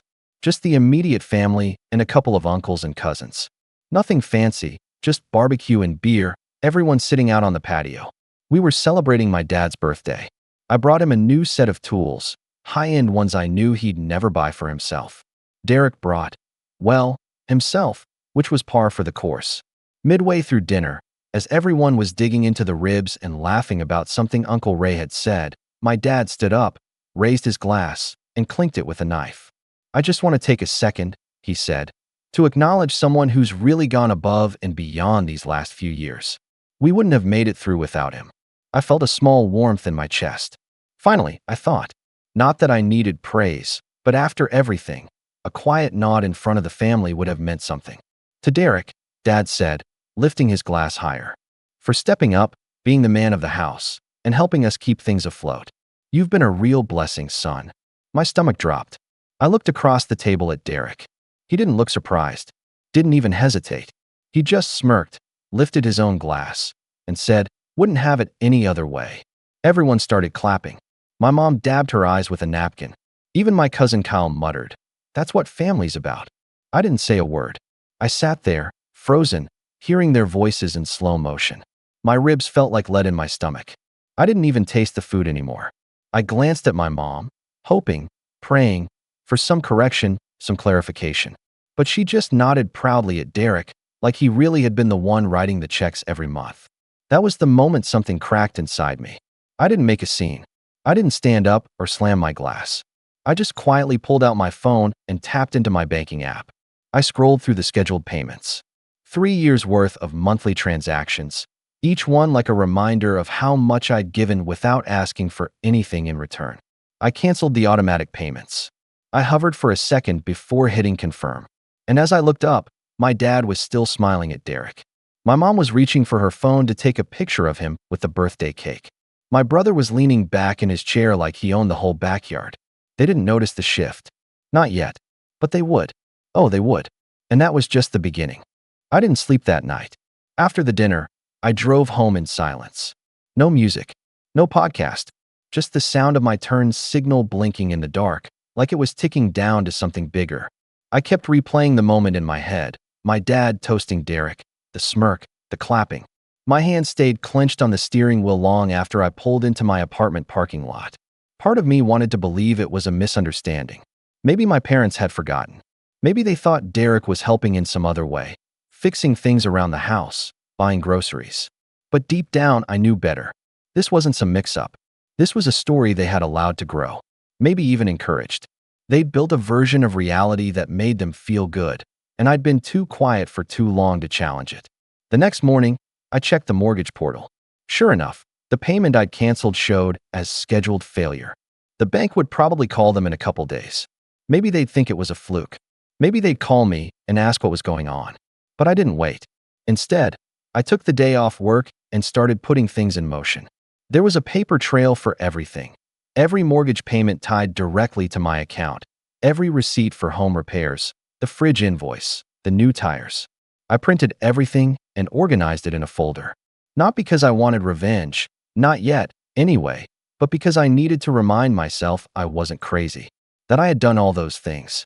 That I wasn't just some forgotten side character in my own family. 3 days later, the phone call came.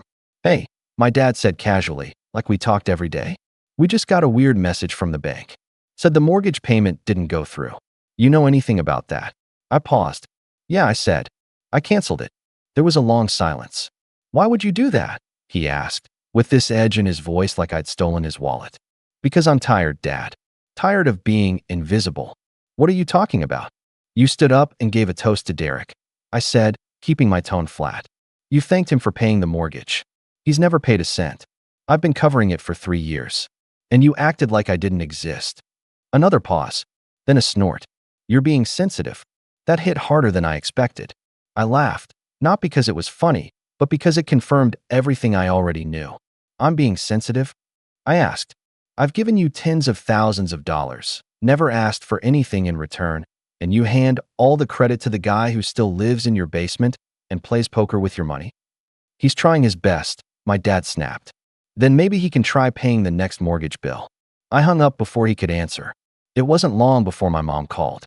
She didn't yell, she rarely did, but she slipped into that soft, disappointed tone she reserved for when she wanted to guilt me. We didn't mean anything by it, Adrian. It was just a toast. Mom, I said, Do you realize no one at that table even knew I was the one paying for the house? She was quiet. You let them believe it. You let him believe it. More silence. Then, we didn't think it mattered to you. That stung in a way I can't fully explain. I told myself for years that I didn't need recognition. That doing the right thing was enough. But it did matter. It mattered that my own family was comfortable rewriting reality as long as it made them look better.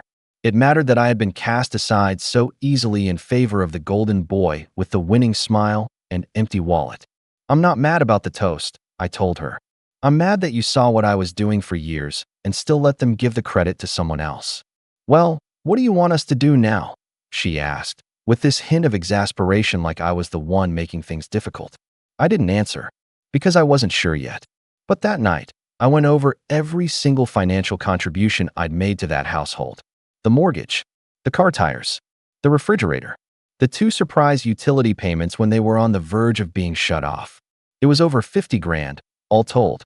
I thought about walking away, just cutting them off, letting them figure it out. But something inside me, something cold, tired, and deeply fed up, whispered that walking away wouldn't be enough. Not this time. They had rewritten history, so I decided to rewrite the future. The first step? That folder I'd made with all the receipts and proof. I scanned it all, turned it into a digital PDF, and sent it, anonymously, to every extended family member who'd been at that dinner. Aunts, uncles, cousins. The subject line was simple. For the record, I didn't attach a name, just the documents, clearly showing my bank account making the monthly payments. Each page with a date, amount, and confirmation number. There was even a copy of a handwritten thank you note from my mom from the first month I started helping, a note she probably forgot ever existed. And then I waited. It didn't take long. Within hours, I got a text from my cousin Maria. I had no idea. Are you okay? Then Uncle Ray called and said, Hey, I just saw that email. Was that really you paying the mortgage? Word spread fast. And then, finally, Derek called. I let it go to voicemail. His message? Hey man, not sure what that was all about, but it's kind of low-to-air family stuff like that. You could have just talked to us. I didn't respond, because I wasn't finished yet. That was just phase 1. And the real damage? That came at the next family gathering, when the spotlight finally turned, not on Derek's accomplishments, but on my silence and how loudly it now spoke. The next family gathering came sooner than I expected. My cousin Andrew was turning 30, and his wife threw a big dinner at a local restaurant. One of those places with dim lighting, white tablecloths, and waiters who look like they hate their jobs in a really elegant way. It wasn't technically a family-only event, but word had spread that most of us would be there. I debated not showing up at all, but Maria, bless her heart, called me the night before and said, Please come, Adrian. You don't have to say anything. Just show up. So I did. When I walked in, the room went quiet for a second. Not like movie-level silent, but enough for me to feel it. A few heads turned. Some people gave me polite nods. Others, like my Aunt Denise, just looked away and pretended to be deeply interested in the bread basket. I took a seat at the far end of the table. Derek was already there, of course, right in the middle of the action, laughing loudly at some story he was telling about his crypto venture and how it was about to blow up. He wore a blazer, no tie, top button undone, like he thought he was auditioning for Shark Tank. He glanced at me once, just once, and then kept talking like nothing had happened. My parents arrived a little late. My mom gave me a small nod, one of those tight, neutral expressions that said, We're not ready to talk about this. My dad didn't look at me at all. Dinner was tense. People made small talk. The waiter came around, took drink orders, then meal orders. We all ate our food like we were performing a play, acting out the roles of happy family members who weren't thinking about the email that had gone out days earlier, the one that pulled back the curtain. Then, about halfway through dessert, Maria stood up and tapped her glass with a spoon. Sorry, she said. Can I just say something real quick before we all get too tipsy? The room turned toward her.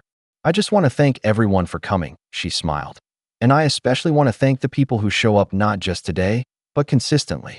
The ones who help behind the scenes. The ones who don't need a spotlight to make a difference. She turned her eyes toward me. I think we forget sometimes who really holds things together. There was a pause, a weight in the air. She didn't say my name. She didn't have to. Everyone knew. I didn't smile. I didn't cry. I just sat there and picked at the edge of my napkin, suddenly very aware of my own breathing. Then Uncle Ray, the same one who'd clapped so loudly during my dad's toast for Derek, raised his glass toward me and said, "Here's to Adrian." And, one by one, the rest of the table followed. Some with awkward glances, some with guilt in their eyes, even a few with quiet pride. But not Derek. He didn't lift his glass. He just leaned back in his chair and said, "So what? We're giving out awards now for paying bills." The silence that followed was brutal. Even his girlfriend, a new one, I think her name was Cassie, looked uncomfortable. She glanced at him like she was seeing him clearly for the first time. Derek laughed awkwardly. "Come on, guys. It's not like Adrian did it out of the kindness of his heart. He probably wanted to control them." My mom flinched.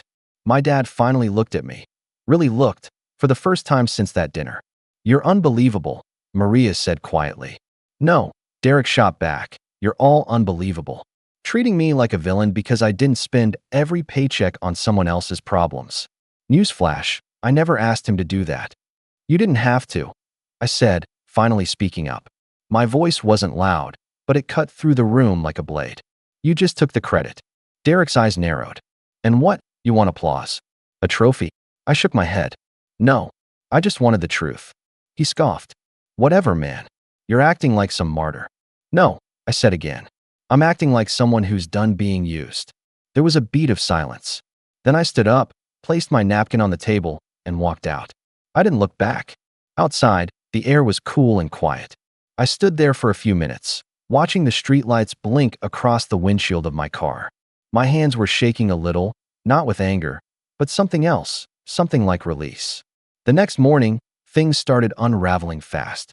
Maria told me later that after I left, Derek went off, accused me of embarrassing the family, tried to spin the entire thing into a pity play, claimed he'd been left out and misunderstood. But people weren't buying it anymore. The facts were too clear, the paper trail too solid. And then came the second crack. My dad showed up at my apartment 2 days later. No call, no text, just a knock on the door. When I opened it, he was standing there in a plain sweatshirt and jeans, hands shoved in his pockets, looking smaller than I remembered. He didn't ask to come in. He just said, "You still got that folder?" I didn't say anything, just stepped aside and let him in. He sat on the edge of the couch like a man preparing for a verdict. "I didn't know," he said quietly. "You didn't want to know." He nodded. There was something hollow in his expression, like he was finally seeing what he'd refused to see for years. "I let your mom handle the finances." I just assumed. He trailed off. "Dad," I said, "you made a toast." "I know. To the wrong son." He rubbed his face with both hands, then looked at me, really looked, and said, "I'm sorry." It should have felt satisfying, but it didn't. Not really. Not yet. Because one apology couldn't erase 3 years of silence, of being overlooked, of being rewritten out of my own story. And the real apology? That would come at a much bigger table, one I planned to set myself. I didn't plan the final act out of spite. I didn't even plan it for revenge. At least, that's what I told myself at first. What I really wanted, deep down, was clarity. Closure. Not the kind that gets served on a warm plate with polite conversation and tight hugs. No, I wanted the kind of closure that leaves no doubt. No room for twisted versions. No alternate stories passed around the family like some old tale that shifts with each telling. I wanted them to know the truth and to sit in it. It took me 3 weeks to organize everything. It started with a simple group email, the kind my mom used to send when she was planning a Thanksgiving potluck or reminding everyone about Cousin Hannah's graduation. I even used the same subject line format, family update, important. The body of the email was short and polite. "Hi everyone. I'd like to host a family dinner next Saturday at my place. I've arranged catering, so don't worry about bringing anything. Just bring yourselves. I hope to see you there, Adrian." I didn't hint at what it was about. No drama. No bait. Just a dinner. Some people were suspicious. I got a few texts like, "Is this about Derek? And should we expect something?" I didn't answer those. Let the silence do the work. Curiosity is a powerful tool. When Saturday came, the weather was cool but clear. I'd rented out the rooftop garden space in my building. A quiet, private area with enough room for 20 people and a gorgeous view of the city skyline. I hired a small catering team. Nothing too fancy, just enough to make the night feel deliberate. purposeful. They started arriving around 6. First Maria and her husband, then Aunt Denise, then Uncle Ray and his wife. A few cousins showed up together. My mom came alone, which surprised me. Then came Derek, of course, 10 minutes late, wearing sunglasses on his head and that same smug expression that had once fooled everyone. And finally, my dad. He looked different, like a man still figuring out how to carry the weight of his own mistakes. I waited until everyone had eaten. Let the wine pour, the food settle, the conversations warm. For a moment, it almost felt like old times. Almost. Then I stood up and tapped my glass with a spoon. "Thanks for coming," I said, and the room quieted instantly. I know this was unexpected, but I've been thinking about something for a while now, and I realized that if I didn't say this, I'd regret it. I took a breath. 3 years ago, when Dad lost his job, I started covering the mortgage on the house. Every single month. Quietly. I didn't tell anyone because I didn't think I had to. I figured it was just what you do for family. A few people nodded. A few froze. But at Dad's birthday dinner, something happened. He gave a toast. Thanked Derek for keeping the house afloat. And no one corrected him. I glanced at Derek. He was staring at me, arms folded. And for a while, I let it go. I told myself it didn't matter, that I didn't need recognition. But here's the truth, it did matter. Not because I wanted praise, but because I wanted honesty. I wanted to believe that doing the right thing still meant something. My mom looked down at her hands. My dad was still as stone. I reached into the folder I'd placed by my chair and pulled out the stack of printed documents. Here's the payment history. My bank account. The transfer receipts. Everything. I didn't pass them around. Just set them on the table. I sent a digital copy to some of you weeks ago. I wanted you to see it for yourselves. Then I turned directly to Derek. And Derek, you let them believe it was you. You let them call you the hero. You soaked it in. And you never once corrected them. He snorted. So what is this, a public shaming? You want me to grovel? No, I said. I want you to leave. The room went completely silent. What? He scoffed, half laughing. You don't get to be here anymore. Not in my home. Not in my space. You took advantage of everyone's silence, including mine, and you haven't earned a seat at this table. He stood up sharply. You think you can just erase me? You erased yourself, Maria muttered from across the table. Derek looked around. No one met his gaze. Not even my mother. You're all seriously doing this? He asked. No one spoke. So he grabbed his jacket and walked out. No goodbye. No look back. And just like that, he was gone. I turned back to the table. I'm not doing this to create division. But I won't stay quiet anymore just to keep things comfortable. I've spent too long pretending everything's fine. It's not. And it won't be until people are willing to tell the truth. My dad cleared his throat. I owe you more than an apology, he said. I owe you years. He stood up, walked to where I stood, and, for the first time in my life, held out his hand like a man to another man. I shook it, not because everything was fixed, but because something had shifted. After everyone left that night, my mom stayed behind. She didn't say much, just helped clean up a few things in silence. Before she left, she touched my arm and said, I saw everything. I just didn't want to believe it. I nodded. That's the problem, I said. You didn't want to. She looked like she wanted to say more. But instead, she just nodded once, then left. It wasn't a happy ending. Not exactly. But it was an honest one. In the weeks that followed, things began to realign. Slowly. Some family members reached out and apologized. A few confessed they'd suspected something all along but didn't want to stir the pot. Derek moved out of my parents' house. Or was asked to, I never asked which. I heard he tried spinning a version of the story to some friends online, but it didn't stick. The receipts were too public now. As for my parents, we're still figuring it out. I don't cover their mortgage anymore. They refinanced, and my dad picked up part-time work at a hardware store while he gets back on his feet. My mom took over budgeting. They never asked me to restart the payments. And honestly, that's how it should be. I'm not the hero. I'm not the victim, either. I'm just someone who got tired of being erased. And now I make sure my voice is heard. When I was 10 years old, I stood barefoot in the driveway, soaked to the bone, my backpack sagging from the rain as I watched my mom's red minivan disappear around the corner. I still remember the sound of the tires splashing through the puddles and the way my breath fogged in the cold air. Figure it out yourself, she'd snapped, rolling up the window before driving off. I didn't know what I had done wrong. Maybe I'd forgotten to bring something home from school. Maybe I'd talked back. Or maybe she'd just had a bad day. But that night, I curled up on our front porch with nothing but my soggy hoodie as a blanket, pretending it was all some big misunderstanding. I was too young to realize it wasn't. My name's Drew. I'm 25 now. I live in a high-rise condo downtown with floor-to-ceiling windows and heated floors, things I used to think only existed in movies. I've built a quiet, comfortable life, one where no one raises their voice or slams a door, and no one tells you you're the problem every time they lose their temper. People always talk about how they wouldn't be where they are today without their parents' support. I wouldn't be where I am today because of my mother. Not in spite of her. Because of her. Back then, I didn't understand what was happening. I just knew I wasn't like the other kids at school. When my classmates' parents picked them up, they got hugs and snacks.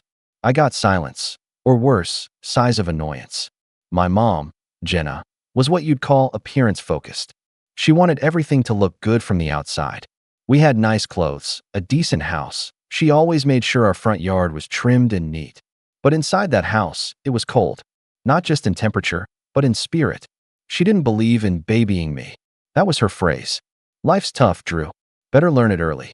She'd say it when I came home crying because I got pushed around at school. Don't let them see you cry. She'd say it when I got sick and asked for soup. Your legs work, don't they? And she said it that night in the rain. Figure it out yourself. Then she drove off like it was no big deal. That was the first time I ever really felt invisible. Not just ignored, but like I didn't matter at all. I was a kid who had to parent himself, who learned not to ask for help because the answer was always no. I stopped telling her when I needed things. I found a way to get them myself. I started skipping lunch at school and saving the money she gave me so I could buy extra notebooks, pencils, even socks. I'd clean my own clothes in the bathtub when she forgot to do laundry. At some point, it stopped hurting. It just became normal. My dad, gone before I could say the word. She told me he wasn't cut out for responsibility, whatever that meant. I used to imagine he was some kind of secret millionaire who'd one day come back and rescue me. The truth, when I finally learned it, was less cinematic. He was just a scared kid who married the wrong woman and ran the first chance he got. No letters. No birthday cards. Just vanished. By the time I was a teenager, I'd stopped hoping for anything from either of them. Jenna started dating a man named Keith when I was 13. He moved in after just a few months, and from day one, it was clear that I wasn't part of the picture. Keith was a wannabe tough guy, one of those men who thought sarcasm and bullying made him alpha. He'd laugh when I walked into the room. Look at this little princess. He'd say if I wore anything that didn't scream tough. Once, I wore a hoodie with a book quote on it, and he said, "That's why you ain't got any real friends, Drew. You'd rather read about life than live it." Jenna didn't stop him. Sometimes she'd even smile. I think she liked having someone else put me down. Made her feel less alone in the way she saw me. The day I turned 15, I came home from school to find my bedroom half empty. Keith had redecorated. Said I was too old for baby furniture and threw out half my stuff, including a box of notebooks I'd written stories in since I was 11. Jenna told me not to be dramatic. I remember standing in that doorway, staring at the empty space where my desk used to be, and feeling something harden in me. That was the day I stopped speaking unless I had to. I went quiet, focused. I started working at the local library after school. Saved every cent. College. I applied for scholarships in secret. Worked 2 part-time jobs during summers. I got into a great university 2 states away. I packed up my things in silence. And the morning I left, Jenna barely looked up from her coffee. "Don't flunk out," was all she said. I didn't. I graduated top of my class in computer science, got a job at a promising startup, and worked like my life depended on it, because for a long time, it had. After 4 years, I launched my own software company. 2 years after that, it got acquired. I became the youngest self-made millionaire from our state, according to one of those local puff pieces. I didn't talk about my family in interviews. Most of my employees didn't even know I had won, and I hadn't heard a word from Jenna in over a decade. Until 3 weeks ago, I was in the middle of a meeting when I got a notification, an email from an address I didn't recognize. The subject line was, "Long time, Drew." I clicked it out of curiosity more than anything. It was short, just 1 sentence. "Hey honey, since you're rich now, we need a place to stay. Keith lost his job. Can we move in with you for a while?" I stared at the message for a long time, unsure whether to laugh or feel sick. There was no apology, no warmth, just expectation. like nothing had ever happened, like we were just family. That night, I poured a glass of wine, sat by the window, and read the message again and again. All those memories came flooding back: the rain, the porch, the silence, the years of pretending I didn't matter. And now, she wanted in. She wanted comfort, shelter, warmth, the things she never gave me. I opened my laptop. My fingers hovered over the keyboard. And then, I started typing. I didn't reply to her right away. Instead, I just stared at the blinking cursor, feeling this strange mix of anger and disbelief crawling up my spine. After 15 years of silence, not a birthday text, not a single word during my graduation, not even a like on the public article announcing my company's acquisition, she came out of the woodwork asking for a place to stay.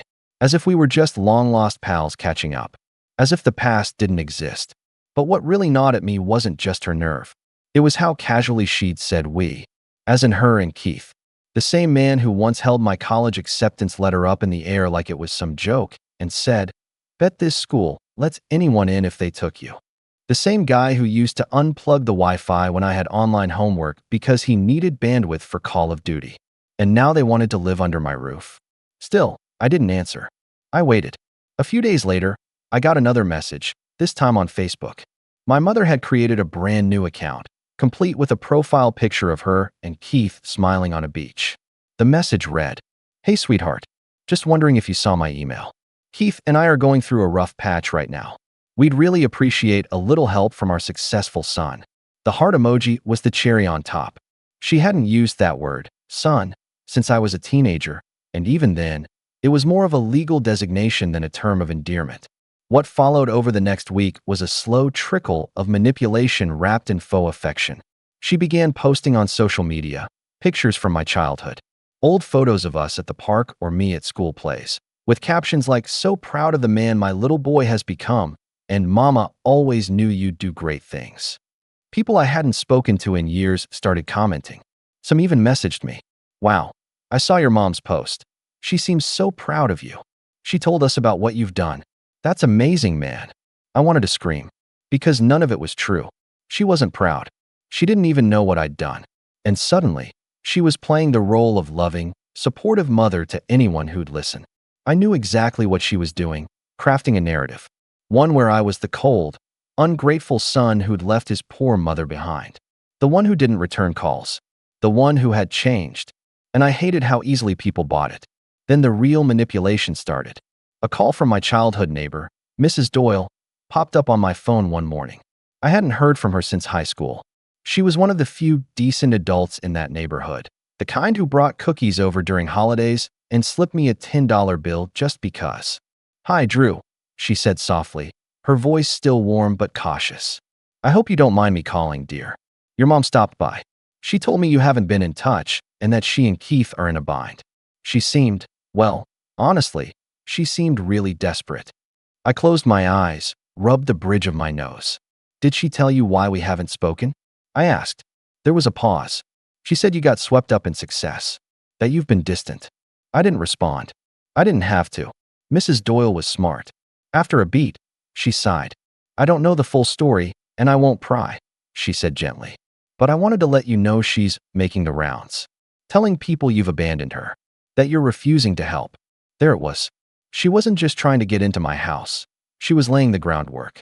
Turning the town against me, little by little, in case I said no. She was planning to guilt me into saying yes by creating a crowd of sympathetic voices around her. And I knew how this would go, because she'd done it before. Back when I was 16, I got into a summer program for kids interested in engineering. It wasn't fancy, just a couple weeks at the local university, tinkering with circuits and coding basic programs. I was thrilled, but there was a $400 participation fee. Jenna refused to pay it. "Who do you think we are? The Rockefellers?" she said. "Go mow some lawns." I did. I mowed every lawn I could find, saved up just enough, and submitted the payment the day before the deadline. A week later, I overheard her on the phone with a coworker, bragging about how she always encouraged my academic interests. "Had to pay out of pocket for this summer thing," she said. "But anything for my son." That was her game. Public generosity. Private neglect. Now she was doing it again. Only this time, I wasn't 16. And she wasn't just lying for ego, she wanted in. The next blow came from an unexpected place. An old high school friend, Marcus, messaged me out of the blue. "Yo, man," he wrote. "Weird question, but is your mom okay? She just added me and said she's been trying to reach you. Said you're too busy for family now." I wanted to throw my phone across the room. Instead, I calmly wrote back, "Do you remember sophomore year? When I missed 2 weeks of school?" "Yep. That's because Keith broke my wrist, and she didn't take me to the hospital until the second week. Said it was probably just a sprain." Silence. Then, "Holy crap. Exactly. But it wasn't over." The next week, she sent a handwritten letter, delivered to my office, on company letterhead, sealed with a heart sticker. The receptionist handed it to me like it was something important. I opened it slowly, half expecting a bomb to go off inside. It read, "Drew, I know things were hard back then, but people grow. I'm not perfect, and maybe I made some mistakes. But family forgives. That's what we do. Keith and I are losing the house, and we really need a place to stay. Just for a while. You have a big place. We won't be a bother. You're doing so well. I'm proud of you. Love, Mom. P.S. I already told Keith we could come next week, so let me know what time works for you." That last line made me freeze. She had already told him? Like it was settled? Like this was hers to decide? I stared at the letter for a long time. My hands were steady, but my chest was tight. Not because I was scared, but because I was angry in a way I hadn't been in years. A kind of slow, sharp anger that didn't explode. It just sat there, humming under the surface. I folded the letter neatly and put it back in the envelope. Then I opened my laptop, and I started making some calls. The calls I made weren't to lawyers or security, at least not yet. I reached out to a couple of people from back home, the few who still had some real connection to that world. My old guidance counselor, Mr. Langley, who once told me I had the quiet eyes of someone who survives everything. And Mrs. Doyle, again, who had always been more of a grandmother than Jenna ever was a mother. I didn't ask them for anything big. I just asked for honesty. "Has my mom told anyone else about this?" I asked Mr. Langley. He hesitated. "She came by the school, Drew. Said she was looking to volunteer or maybe speak to the students about how she raised a tech prodigy. Even dropped your name in the front office." My stomach turned. And that was just the start. By the end of that week, I got a message from my company's head of HR. "Hey, Drew. Not urgent, but your mom came up." Apparently, Jenna had sent a public message to our official LinkedIn page. In it, she praised the company I'd built, congratulated us on our record-breaking earnings, and, this was the kicker, offered to come speak at our Women in Leadership event about raising ambitious young men and building a household that values excellence. I read that line 3 times before my brain even registered the full weight of it. She was using me, not just privately, publicly, exploiting my name, my success, my company, for clout, for access, for some twisted version of redemption that she didn't earn. That night, I tried to sleep, but my thoughts kept running in circles. All the small betrayals piling up, like drops of water behind a dam. But I still hadn't heard from her directly since the letter. Then, just as I was getting up to make coffee at 3 a.m., my phone buzzed. A message from an unknown number. "Hey kid, Keith here. Your mom said you were thinking things over. I just want to say no hard feelings about the past. We all mess up. But you've got a killer place, and we're kind of counting on you to help out now that you've made it. We're family. Don't forget that. Oh, and I've got a few job interviews lined up near your area. So if you could clear out the guest room by Friday, that'd be awesome." I stood in the kitchen, staring at that message, my fingers numb. Clear out the guest room? That was the moment it snapped. They weren't asking anymore. They were assuming, planning, inviting themselves into my life like they still owned a piece of it. But the real betrayal came just 3 days later. I was in a meeting when my assistant knocked quietly and passed me an envelope. She looked uncomfortable. "Someone from your mother's church dropped this off," she whispered. I opened it. Inside was a printed flyer. On it, a photo of me, my face, pulled from some professional press release, smiling awkwardly in a button-up shirt, with the title, "From Humble Beginnings to Tech Titan. The Power of a Mother's Love, Special Guest Speaker, Jenna Halbert." She was giving a talk, at her church, about raising me. She hadn't even told me. She didn't ask. I wasn't invited. She was using my story, rewriting it to make herself the hero.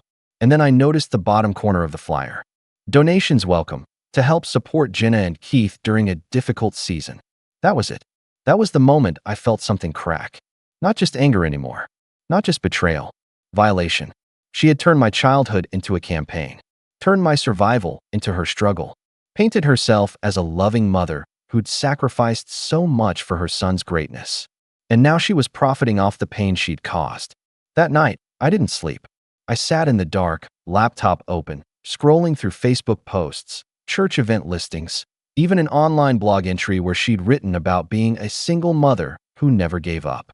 I don't know how long I stared at the screen, but at some point, I stopped feeling hurt. I stopped feeling shocked. All I felt was clarity. This wasn't just about me anymore. This was about control. Jenna had always needed to own the narrative, control how people saw her, how they saw me. And now that I was out of reach, she was trying to seize it back. Smiling in public, lying in private, always justifying the past with a few flowery words and a carefully chosen photo. But this wasn't her story anymore. It was mine, and I was about to take it back, piece by piece. The very next morning, I received a voicemail from an unknown number. A woman's voice, kind, concerned. "Hi, Mr. Halbert. My name is Sharon. I'm the coordinator for the annual Mothers Who Inspire charity event. Your mother has been nominated this year, and we'd love to get a quote or brief statement from you about her influence in your life. We think it would mean the world to the attendees." I didn't delete the message. I just sat there and smiled, because at that point, I knew exactly what I had to do. I didn't respond to the event coordinator. I didn't call the church. I didn't post anything online. I stayed quiet, because that's what I had learned to do all those years ago on that porch, shivering in the rain with no one coming to let me in. Silence wasn't surrender. It was observation. It was preparation. And right now, I needed to see how far Jenna would go. But while I waited, something else crept in, something I hadn't expected. Doubt. Not doubt about the truth or what I had been through. No, that was burned into me like a scar. But doubt in myself, in whether all these years of independence had truly unshackled me from her. Because the deeper she dug into my public life, the more she tried to rewrite our story, the more I realized how little control I had over how the world saw it. I'd worked so hard to escape her, to become my own person, but now I felt like I was losing control again. My image, my name, my history, everything I'd built was being coated in a thin layer of her fiction, and it hurt more than I expected. Because for years, I thought I didn't care. I thought I'd buried it all, the resentment, the pain, the unmet need. But watching her stand behind a microphone and pretend she was the reason I'd made it, while people clapped and cried and dropped money into a donation basket, it reopened everything. I didn't tell anyone what was happening. Not my assistant. Not my closest friend, Simon, who I'd met in college and who once offered me a room in his apartment when I couldn't afford rent. Not even my therapist, who I'd quietly stopped seeing a few months earlier because I thought I was past all that. Instead, I pulled back, skipped a couple meetings, turned down a speaking engagement. For the first time since I started my company, I felt untethered. Not panicked, not dramatic, just disconnected. I spent a whole weekend sitting in my apartment, blinds half drawn, rereading that flyer and Jenna's social posts like they were evidence in some cold case, as if seeing it enough times would make it feel less surreal. Then came the photo. One afternoon, I was flipping through my phone when I saw that I'd been tagged on Facebook. It was a picture from the Mothers Who Inspire event. Jenna, standing at a podium, holding a bouquet of flowers, smiling like a saint. Behind her on the projector screen, a childhood photo of me, 5 years old, missing front tooth, standing in front of a birthday cake with her behind me, hands on my shoulders. The caption underneath read, "Behind every successful man is a mother who believed in him first." Thousands of likes, dozens of comments. "So beautiful, Jenna. You raised him right. Such a strong mother. Bless you." Tears in my eyes. What a journey. I dropped the phone on the floor and walked into the kitchen. I don't even remember what I did. Maybe I opened the fridge. Maybe I just stood there. All I know is my hands were trembling. It wasn't just the lie. It was how loved she was for it. How believable it all looked to anyone who didn't know better. For a moment, I even questioned myself. Was it really that bad? Maybe I was exaggerating. Maybe she did care in her own way. And then I remembered her voice in that car at age 10. Figure it out yourself. I remembered the bruises I had to explain away at school. The nights she locked her door while Keith stomped around the house drunk. The birthdays she forgot because she was busy with a new boyfriend. The graduation ceremony I looked out at, hoping she was in the crowd, only to find an empty seat. No, I wasn't exaggerating. This was the truth. My truth. And if I didn't do something, it would disappear under the avalanche of her fantasy. But I didn't confront her. Not yet. Instead, I did something I hadn't done in years. I drove back home. Not for her. For me. It was a quiet 3-hour drive. The suburbs where I'd grown up hadn't changed much. Same cracked sidewalks. Same overgrown bushes lining the street corners. I parked a block away from the old house because I didn't want to be seen. I walked past it slowly. The house was still there, same beige siding and sagging porch. But it looked smaller now, less intimidating. The fortress of my childhood had become just another worn-out home on a quiet street. I stood across from it for a while, watching the curtains shift slightly, like a ghost was moving behind them. Then I left. That night, I checked into a modest motel off the highway. I didn't need anything fancy. I just needed space to think. For hours, I sat with a pen and a legal pad and wrote everything down. Every incident, every memory I could summon. Not to dwell. Not for pity. For proof. I was going to fight back. Not with fists. Not with rage. With the truth. But not yet. I still needed to be quiet a little longer. Still needed to gather more. Because Jenna had been telling stories her whole life. It was time I told mine. The motel room was musty and the bed creaked every time I shifted my weight, but I hadn't felt that focused in years. Writing everything down, the rain, the porch, the broken wrist, the forgotten birthdays, was like stepping outside of my own skin and watching my life with clarity for the first time. It wasn't just journaling. It was inventory. Proof. A record of what really happened, unfiltered by her soft-smiling lies and curated stories. When the sun rose the next morning, I'd filled half a notebook. My hand ached, but my mind was sharp. The first thing I did was reach out to an old friend of mine from college, Rena. She had gone into investigative journalism, covering everything from corrupt school boards to shady nonprofits. Rena had always been curious about my past. Back in our sophomore year, she once asked why I never brought my parents up during breaks. I brushed it off back then. But now, I was ready to talk. I called her. No texts. I wanted to hear her voice. "Drew," she answered. "Wow, it's been forever." We caught up for a few minutes, and then I said, "I have a story. About my mom. I think it's something you'll want to hear." There was a pause. "Is this personal?" she asked. "It's more than that," I said. "It's also public now. She's using my name. My success. Telling the world she raised me with love and sacrifice. She's speaking at events, taking donations, giving interviews. And every bit of it is a lie." I could almost hear her leaning in. "Send me everything," she said. "Every memory. Every message. Every post." I did. I spent 3 days organizing it all. Photos, school records, screenshots, even a copy of the ER visit from when Keith broke my wrist. Rena was methodical, professional, but also quietly furious on my behalf. I could hear it in her messages. She didn't say it outright, but I could tell she wanted justice almost as much as I did. Meanwhile, my company was thriving. We'd just signed a major deal with a global logistics firm that would put us in front of a whole new client base. I walked into that boardroom the following Monday like a different person. I wasn't just the CEO. I was a man who had stood in the storm, been knocked down by it, and now walked with lightning in his bones. My team noticed. Simon, my CTO and closest friend, pulled me aside after the meeting. "You're different lately," he said. "Sharper. Focused." "I'm done being afraid of ghosts," I replied. That same week, I was invited to speak on a panel for young entrepreneurs. I almost declined. It felt too soon, but something inside me said yes. This time, I didn't avoid my story. I didn't pretend I came from some neutral, forgettable background. I didn't say my family supported me. I said, I come from neglect, from survival, from figuring it out on my own when no one else would. And if you're in that position right now, don't let anyone shame you into silence. The applause hit different. Afterward, a young woman came up to me. Early 20s. Nervous energy. "Thank you," she said, her voice trembling. No one ever says that out loud. That sometimes your family's the thing you have to overcome. I nodded quietly. That was the moment I realized this wasn't just about me anymore. It was about every kid who ever got left on a porch in the rain. Every child who grew up invisible. Every adult who had to build themselves from broken pieces. And suddenly, the power shifted. No longer was I hiding from Jenna's narrative. I was building my own. And mine had truth on its side. Rena messaged me later that night. I think I've got a draft, she said. It's not an expose. It's a profile. Honest. Raw. Your voice comes through. But I'll only publish it if you're ready. I read the draft 3 times in silence.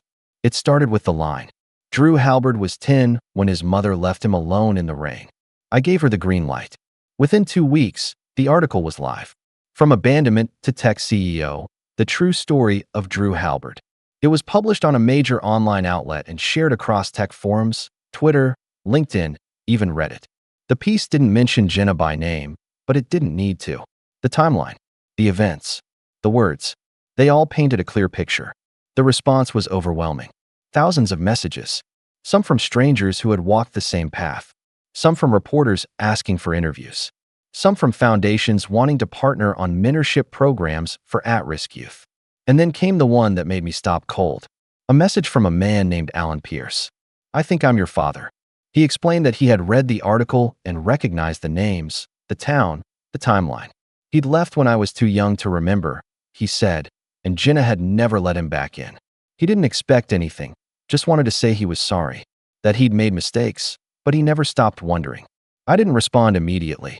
That door had been shut so long, I wasn't sure if it could open again. But for the first time in a long time, I felt like I had options, like I wasn't at the mercy of someone else's story. And while Jenna stayed quiet for the first few days after the article dropped, I knew it was only a matter of time before she reached out. She didn't disappoint. One evening, I came home to find a box on my doorstep. Inside was a scrapbook, labeled, Our Story. Photos of me as a baby, preschool drawings, report cards, clippings of my article, printed and highlighted. Sticky notes in her handwriting on almost every page. You used to love this toy. I cried when you won that award. See? I was always there. At the very back of the scrapbook was a folded letter. I didn't open it. Not yet. Because I knew exactly what it would say. She wasn't going to apologize. She was going to rewrite. To double down. And I had a feeling the worst was still coming. Because Jenna wasn't the type to go down quietly. And I wasn't the boy on the porch anymore. I didn't open the letter that night. I left it untouched on the kitchen counter, staring at me like a snake coiled inside paper. The scrapbook stayed too, spread open on the coffee table like a desperate monument to selective memory. But I already knew what it was, her version of the truth, rearranged into a glossy photo album. A tactical move. And that told me everything. She wasn't backing off. She was doubling down. Jenna hadn't contacted me to reconnect. She had contacted me to reclaim me. She saw my success as hers to manage, my story as hers to own. And now that I'd put the truth out there publicly, she was preparing to fight back, not with facts, but with perception. She was going to make this a war of narratives. But here's the thing. She wasn't the only one playing that game anymore. I had resources now, connections, and more importantly, I had the receipts. So I went to work, not on my company, not on my code, but on her story. I called Rena again. I told her I wanted to take things a step further. This isn't about hurting her, I said. It's about protecting what I've built. She's not just using my name. She's shaping my legacy with a lie. Rena didn't hesitate. Then we go deeper. But you'll need more than memories. That's when I started collecting. First, I filed a Freedom of Information Act request for every CPS report from my childhood zip code that mentioned our address. I didn't know if anything had ever officially been reported, but I remembered the day Mrs. Doyle gave me a box of cookies with a quiet whisper. You can come to my house if you ever feel scared, okay? Then I tracked down my old middle school principal, Mr. Burns. I wasn't even sure he was still around. Turns out, he was retired, living in Florida. He remembered me. Quiet kid, always polite. You once showed up with bruises. Told us you fell down the stairs. I didn't, I said. Keith pushed me. He sighed. I figured. But without proof. I'm not looking to prosecute, I told him. I'm looking to protect myself now. She's rewriting things publicly. I want to make sure the truth is preserved. He agreed to write a statement. Nothing official, just his recollections. He even had old staff notes. One of my teachers had logged concerns about neglect. All of it added weight to my story.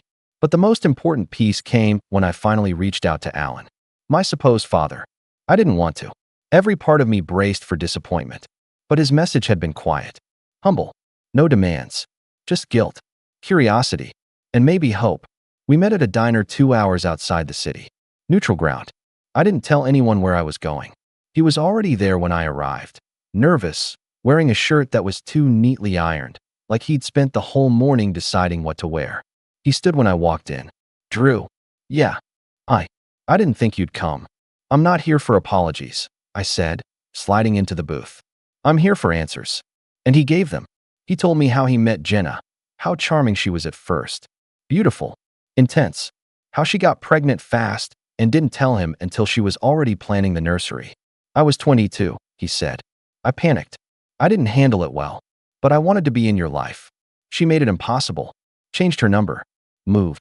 He pulled out a manila folder. Inside were old letters, some addressed to me, some returned unopened. A couple looked like they'd been ripped open and taped shut again. I sent gifts. Cards. Every birthday. She never let them through. I flipped through the folder, my chest tightening. A card with a dinosaur on it. To my brave little explorer. Postmarked 3 days before my 7th birthday. Never opened.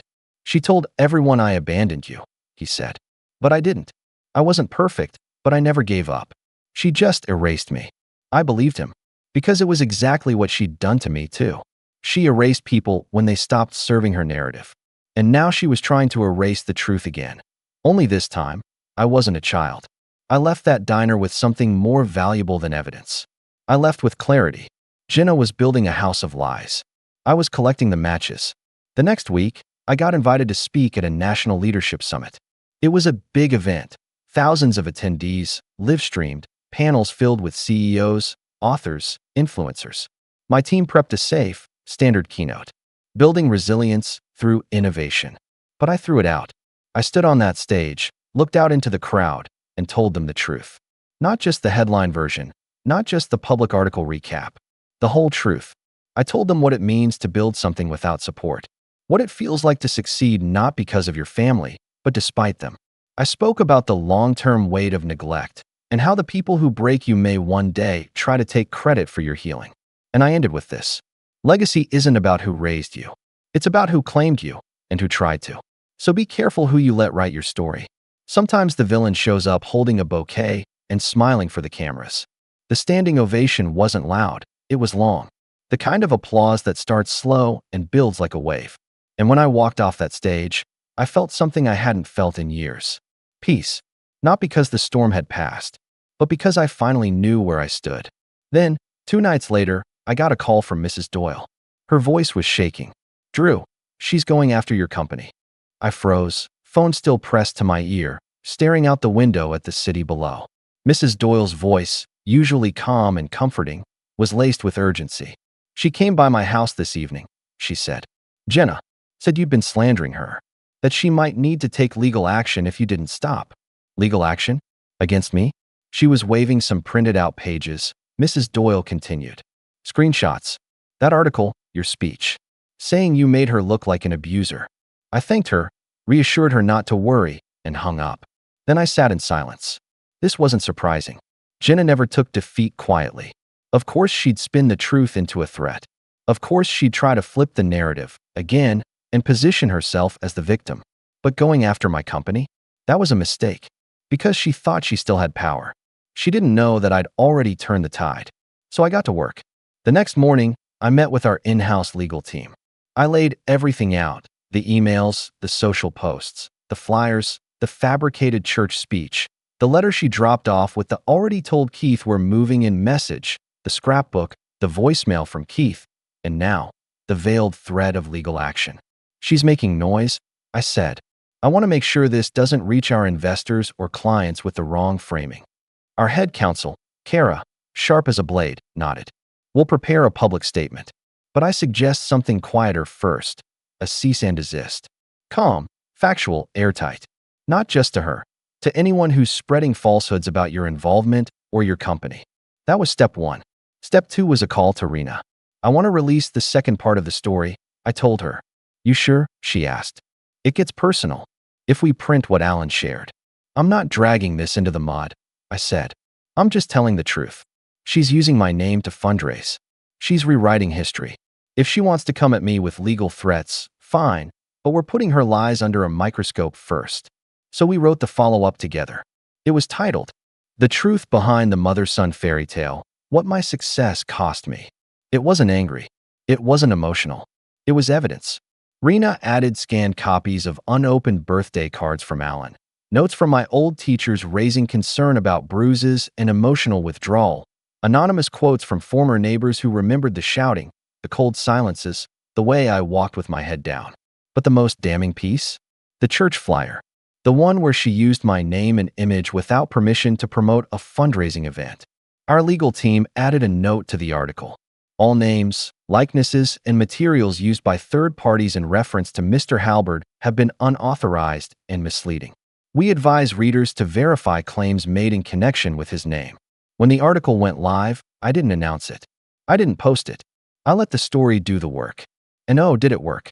Within days, whispers turned to questions. The charity page Jenna had used to collect donations quietly disappeared. The church removed the flyer from their website. Someone even found an old blog post of hers, long before my article, where she complained about raising a kid who didn't appreciate tough love. Public sympathy shifted fast. She hadn't just lost control of the narrative. She'd lost credibility. But I wasn't done yet. There was one final move to make. I sent Jenna a personal letter. Typed. One page. Jenna, you asked to move in. You told people we were close. You lied about raising me with love, and you tried to turn my name into your currency. You said I owed you. Here's the truth. I owe you nothing. What I built alone. The night you left me in the rain wasn't a one-time mistake. It was a pattern. And now that the world sees who you really are, I'm done responding to your drama. Consider this your formal notice. You are not welcome in my life. Not in my home. Not in my business. Not in my future. Sincerely, Drew. Enclosed with the letter was a copy of the cease and desist order. I didn't send it through email or post. I hired a process server to hand-deliver it, to her in public, at a cafe she frequented with her church friends. I wasn't there, but I heard from someone who was. Apparently, when the server called her name, she smiled and waved like a celebrity being recognized. When he handed her the envelope, she looked confused, then stunned, then furious. But there was no scene, because no one likes an idol with cracked paint. In the days that followed, Jenna went quiet. Her social media was scrubbed. No more posts about me. No more proud mom quotes. Just silence. Keith tried once to reach out. A long, rambling message about misunderstandings and let's talk like men. I blocked him. I didn't need to say anything else. Because the revenge wasn't loud. It was final. It wasn't about hurting her. It was about removing her from the story she never deserved to be in. A month passed, then two, and the silence held. No more Facebook posts. No calls. No letters. The scrapbook disappeared from my doorstep one day. I assumed someone came to collect it, though I didn't ask who. Jenna faded from my periphery like a song I'd long since stopped listening to. Her name no longer echoed in meetings, interviews, or articles. My story was mine again. But Fallout has a way of finding its target, even without a headline. I heard bits and pieces from people back home. Mrs. Doyle, Rena, even an old neighbor who'd read the articles and reached out through my website. Jenna's church dropped her from their speaker list. Quietly, without fanfare. She still attended, but word had spread. People whispered. Donations dried up. The single mother narrative lost its shine when the receipts came out. Keith's job interviews? None of them panned out. Apparently, a few hiring managers stumbled across the articles. One even contacted my office to ask for a reference. I didn't say a word. I just forwarded the cease and desist. That was enough. Eventually, they lost the house. Foreclosure notice went up a few weeks after the second article dropped. Jenna tried to start a GoFundMe, this time without mentioning my name. It barely raised $100 before being reported and taken down. As for me, my company hit its next growth milestone. We opened a second office. I was offered a book deal, which I turned down. Not because I didn't have more to say, but because I'd already said what mattered. And the people who needed to hear it had. Alan and I stayed in touch. Cautiously at first. Neither of us trying to rewrite the past. Just two people, both shaped by silence, trying to build something new in its place. Sometimes we talk about work. Sometimes about movies. Sometimes about nothing at all. It's enough. And my life? It's quieter now. No drama. No manipulation. Just peace. One evening, I found myself walking past the old house again. I was in town for a speaking event at a nearby university and couldn't help myself. The house looked even smaller than I remembered. The grass was overgrown. A for sale sign leaned at an awkward angle in the front yard, paint peeling on the porch steps. I stood there for a moment, not to reminisce, but to confirm something I had long suspected. There was nothing left there for me. No ghosts, no grip, just a shell. I turned around and walked away. And as I stepped back onto the sidewalk, a thought came to me, uninvited but powerful. Sometimes the best revenge isn't making them suffer. It's making them irrelevant. And I never looked back. My name's Jordan, I'm 28, and my life changed in ways I never imagined the day my son was born. But I guess the real story starts a bit before that, before the hospital bills, before the late nights with a crying newborn, before the silence from my parents turned into something louder than words ever could. It started with a conversation in their kitchen, right under the humming LED lights they'd recently installed. The same day, I came to them hoping, not for money, but just for understanding. What I got instead was a smirk from my father and a sharp laugh from my mom as I said, "I'm not sure how I'm going to make rent this month." "You're a man. Figure it out," Dad had said, cracking open a beer, already turning away like I was wasting his time. "You've always been a little dramatic," Mom added, her voice light but dismissive, like I was complaining about a stubbed toe instead of crying out from a slowly sinking life raft. I didn't say anything back. Not really. Just gave them a small nod, picked up my keys, and left. But inside, something cracked. Not in a loud, explosive way. It was quiet, subtle, like the sound of ice breaking under snow. And I think that's what scared me the most. To rewind a bit, I wasn't always someone they brushed off. I was their only kid, their miracle baby, as Mom used to say, after a string of miscarriages. I grew up in a modest house with a red door and a backyard that was more weeds than grass, but it was home. They were the kind of parents who were proud when I scored goals in soccer, who cheered loudest at my high school graduation. But somewhere along the line, that warmth cooled into indifference. Maybe it started when I didn't go to college right away, choosing instead to work full-time and save up for a place with my high school girlfriend, Madison. Or maybe it started when she left and I stayed, trying to rebuild while my friends all moved away and my parents stopped asking how I was. Still, I stayed close. I visited every Sunday for dinner, helped them fix their roof when a storm ripped off a few shingles, even drove Mom to her doctor appointments when Dad couldn't be bothered. I guess I thought maybe they'd come back around, that the people who once held me when I cried wouldn't one day laugh when I said I needed help. I didn't tell them when Ava got pregnant. Part of me was still trying to figure out if I was ready for fatherhood. Part of me already knew the answer, but couldn't say it out loud. And a bigger part of me knew they wouldn't care. I was living in a one-bedroom apartment above a bakery when Ava went into labor. She didn't want me in the delivery room. It had been a messy breakup, and even though I'd promised to be there for the baby, she didn't trust me yet. That hurt, more than I'd expected. I spent the night pacing outside in the hospital parking lot, hands in my jacket, watching couples walk in together and come out 3 days later holding newborns in car seats like trophies. I remember whispering to myself, "You're going to do this, no matter what." 3 days later, I held Eli for the first time. He was small, smaller than I expected, wrinkly, red-faced, and screaming his lungs out. But in that moment, I didn't hear a sound. It was like the world paused. And for once, I didn't feel alone. I didn't feel like a failure. I felt like someone's dad. I brought him home a week later. Ava and I had made arrangements. She needed time to focus on school, and I'd take care of Eli full-time. I was working nights at a gas station, barely scraping by. Diapers, formula, wipes, it added up fast. I'd stopped sleeping more than a few hours a night. I looked like a ghost in the mirror, eyes hollow and skin pale. But every time Eli wrapped his tiny fingers around mine, it was worth it. Still, reality hit hard. I missed rent once, then nearly twice. My landlord gave me a warning. I started selling off stuff. My old guitar, my PS5, even a watch my grandpa gave me before he passed. And when I realized I still couldn't make it work, I did something I hadn't done in years. I asked for help.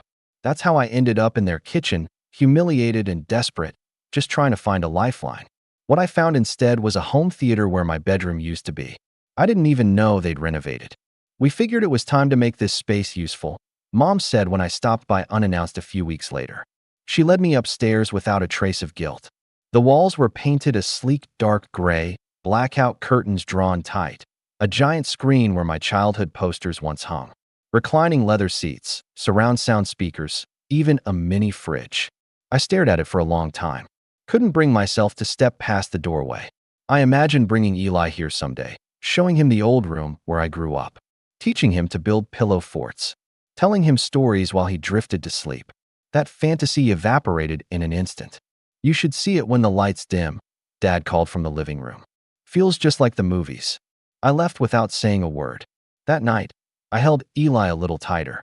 I watched him sleep, his chest rising and falling, lips twitching in dreams I'd never know. And I realized something. They didn't just turn my room into a theater. They erased me. They buried the memory of me beneath surround sound and popcorn machines. And for the first time, I stopped hoping they'd come around. I started planning instead, but they had no idea where I went or who I'd become. In the weeks that followed, I kept my distance. I didn't call, didn't visit.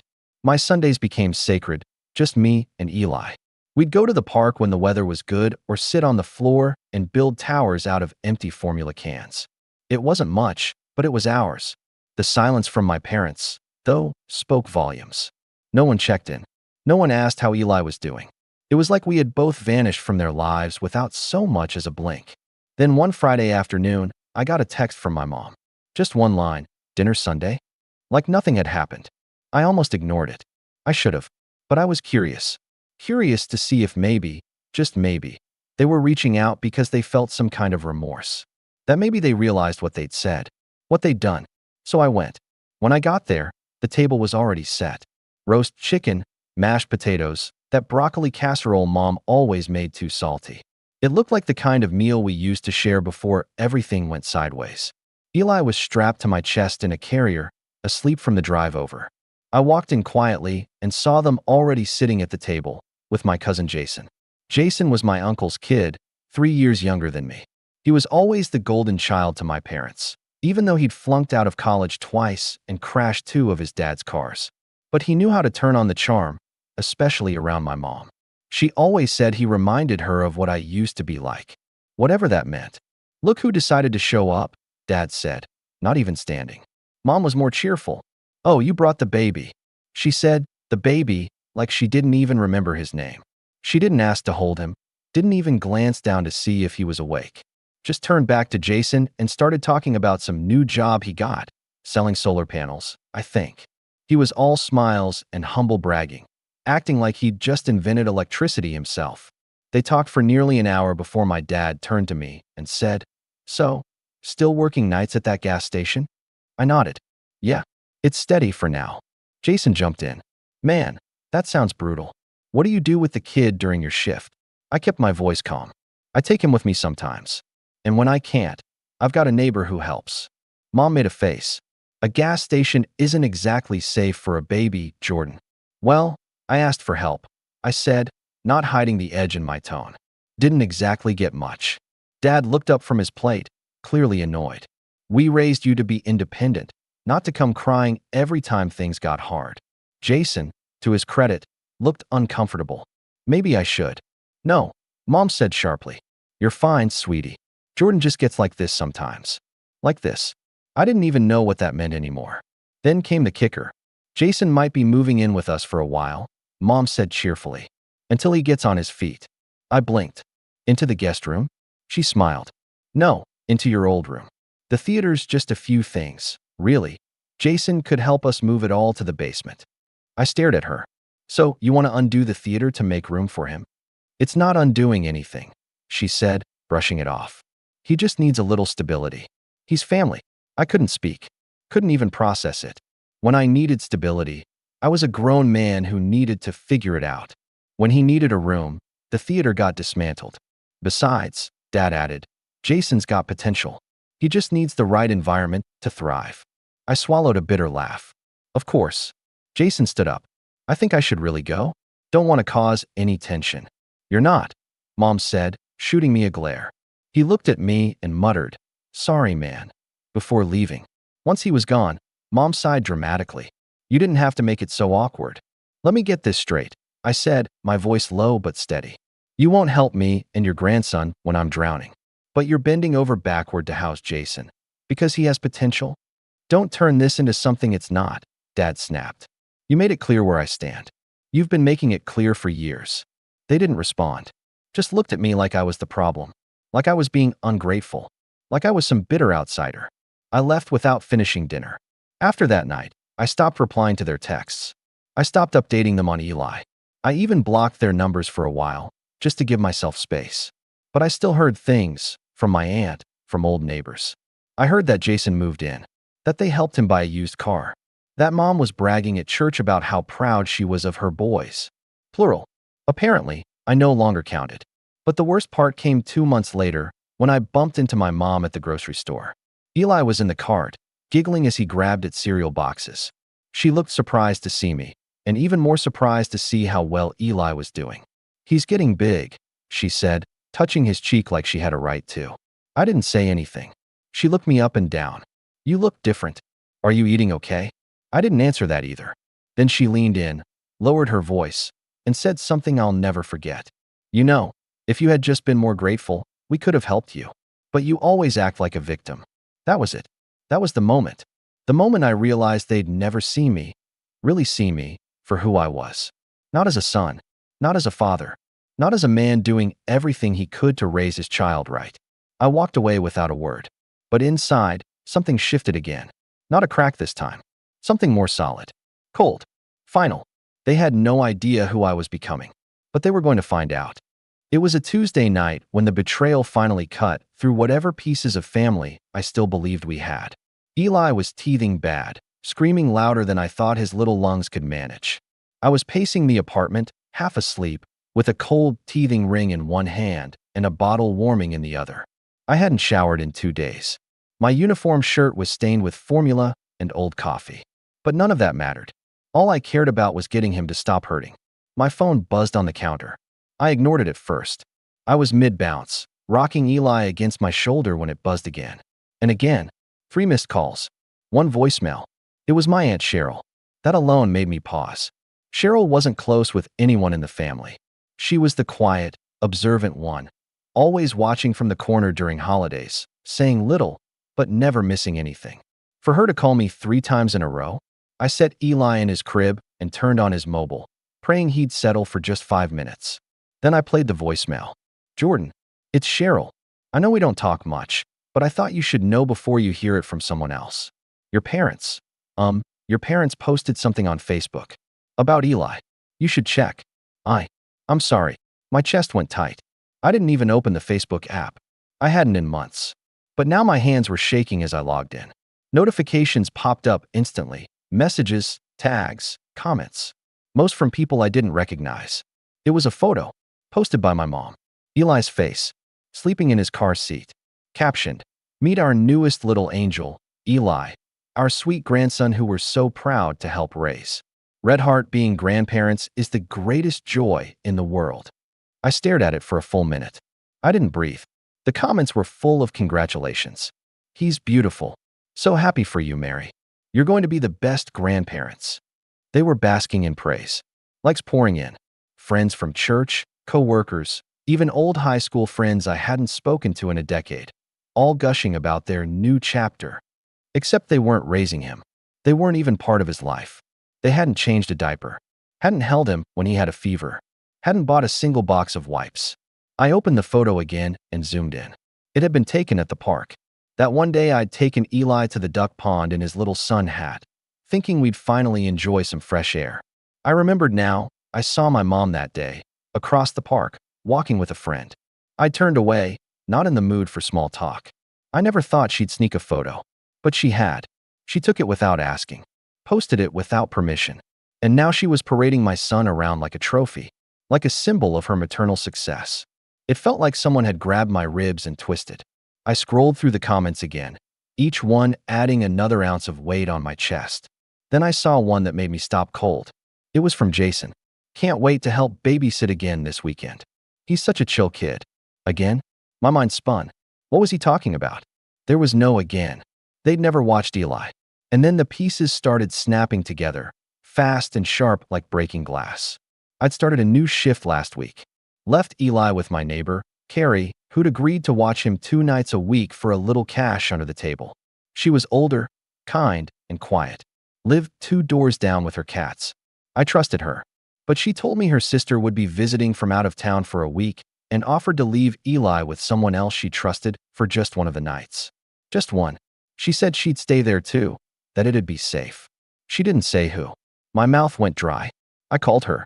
Carrie, hey. Sorry, it's late. Just a quick question. That night last week, when your sister was in town, where was Eli staying? Oh, with my friend Lynn's place. She and her daughter helped watch him. Why? Everything okay? I tried to breathe. Did anyone else stop by? Like my parents? Or a guy named Jason? Oh, well, yeah. Your mom stopped in, actually. She said she missed Eli. Lynn said she seemed sweet, so she let her hold him. I didn't think it'd be a problem. What? I barely remember ending the call. I think I said thank you. I think I was polite. But my hands were shaking. My knees felt weak. They hadn't just used his photo. They'd found a way to hold him. Without my knowledge. Without my consent. They crossed a line that wasn't just about boundaries. They broke trust. They stole moments. Stole my moments. I sat on the floor and stared at the wall for what felt like an hour. Eli was snoring softly in the next room, unaware of any of it. Oblivious. Innocent. And I hated that they'd touched him. Not because they were dangerous, but because they weren't entitled. They had no right. And yet, somehow, they believed they did. That was the emotional switch. The moment the hurt calcified into something colder. Cleaner. No more bargaining. No more hoping they'd change. That night, I realized they didn't want to change. They just wanted to own the version of me and Eli that fit their story. The next day, I deleted every trace of my Facebook. I pulled every photo of Eli offline. I blocked everyone who liked that post. And I made a promise. They wouldn't get to use him as a prop again. Not ever. But they weren't done yet. Not by a long shot. And the next thing they did? It nearly cost me everything. The days after the Facebook betrayal passed in a blur. I went to work. I came home. I fed Eli. I bathed him. I put him to bed. And then I sat on the edge of my mattress, because we didn't even have a couch, and stared at the wall, night after night, numb. Not angry. Not even sad anymore. Just drained. Like someone had reached inside me and scooped out everything that used to make me feel human. I didn't tell anyone what happened. Not Cheryl. Not my neighbor. Not even Ava. What was I supposed to say? That my parents posed as doting grandparents online while ignoring us in real life? That they managed to get access to my son behind my back just to take a photo? That they'd allowed my cousin, Jason, to babysit a child whose name he probably couldn't spell? It all sounded paranoid, even to me. But that was the worst part of all. They hadn't broken the law. They hadn't screamed or cursed or hit me. What they'd done was subtle. Quiet. A million little cuts hidden behind smiles, and just trying to help. And when you try to explain that kind of hurt to someone, you sound ungrateful. Bitter. Crazy. I remember one night, maybe 2 weeks after the photo incident, when Eli wouldn't stop crying. He had a rash on his neck, his skin was warm, and I couldn't tell if it was just teething again or something worse. I didn't have money for a doctor's visit, not until payday. I was already behind on rent. My landlord had called twice that week, his voice getting shorter each time. I sat in the bathroom, Eli wailing against my chest, and I whispered over and over, "It's okay, it's okay," but I wasn't saying it to him. I was saying it to myself, trying to convince myself that this wasn't what failure looked like. When he finally fell asleep in my arms, I stayed there for hours, not daring to move. The floor was cold. My back was screaming. But I remember looking at myself in the mirror across from the tub. My eyes were hollow. My skin pale. There was a stubble-covered stranger staring back at me. A man who looked twice his age. That was my rock bottom. Not a screaming match. Not some explosive blow-up. Just a quiet, sleepless night in a cracked tile bathroom with no heat, holding my sick baby, wondering if I was going to make it through the month. And the worst part? I thought about calling them. I actually stared at my mom's contact for almost 20 minutes. I told myself it would just be for Eli, not for me. That maybe if I framed it right, kept my voice calm, used the right words, they'd offer something. A ride to the clinic. A bag of groceries. Anything. But then I remembered her face in the grocery store. You always act like a victim. I closed the phone and turned it off. That night, I didn't sleep at all. Not because of Eli. He was out cold. But because something inside me had finally shifted for good. I stopped hoping they'd change. I stopped waiting for them to love me the way I needed. And I started planning. Not revenge. Not at first. Just distance. I made a list. It was crude, scratched onto the back of a junk mail envelope. But it was a list of everything I needed to break free. A better job, childcare I could trust, a new place, any place, with more than one room. And maybe, just maybe, school. Something remote. Something flexible. I'd always been good with computers. I just never thought I had time. It felt impossible. But I didn't tear up the list.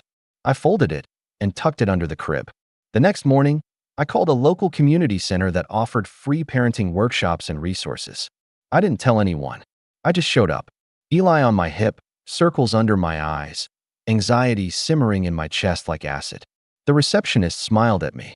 "You here for the 10 a.m. single dads group?" I hesitated. Then I nodded.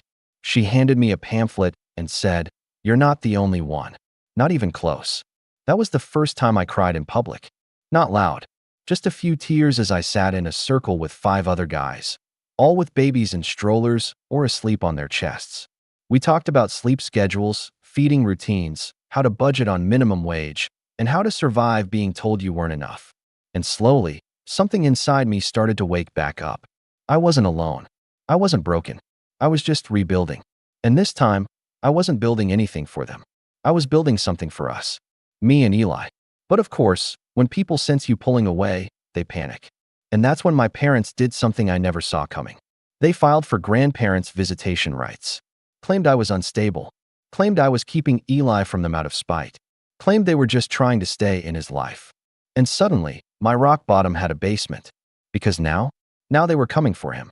I remember the moment the court papers landed on my doormat. A plain white envelope with my name typed neatly on the front. No return address. No warning. I opened it with one hand while holding Eli in the other, still groggy from his 3 a.m. bottle. My first instinct was confusion. Legalese always looks like a different language at first glance, but then my eyes landed on the words, "Petition for grandparent visitation." It didn't hit me like a punch. It hit me like ice. Not rage. Not even panic. Just cold, numbing disbelief. I sat on the floor in silence for almost half an hour, reading and rereading the document.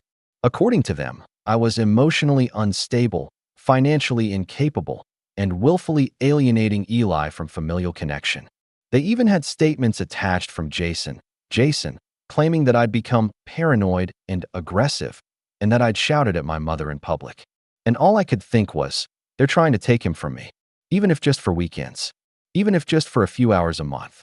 They wanted a piece of him, control, something to post about, brag about, parade around like a trophy they never earned. But the fear didn't last, because I'd already begun the climb. It had started slowly, in that parenting group at the community center. Someone had mentioned a nonprofit that helped single parents access online education grants. I signed up the same day. Within 2 weeks, I was enrolled in a fully remote IT certification program, free, flexible, and fast-tracked. The kind of thing people used to look down on. But I didn't care. I studied while Eli napped. I studied while he cried. I studied with one hand on the keyboard and the other patting his back. The gas station job was killing me, so I picked up part-time gig work instead, data entry, virtual assistant stuff, online freelancing.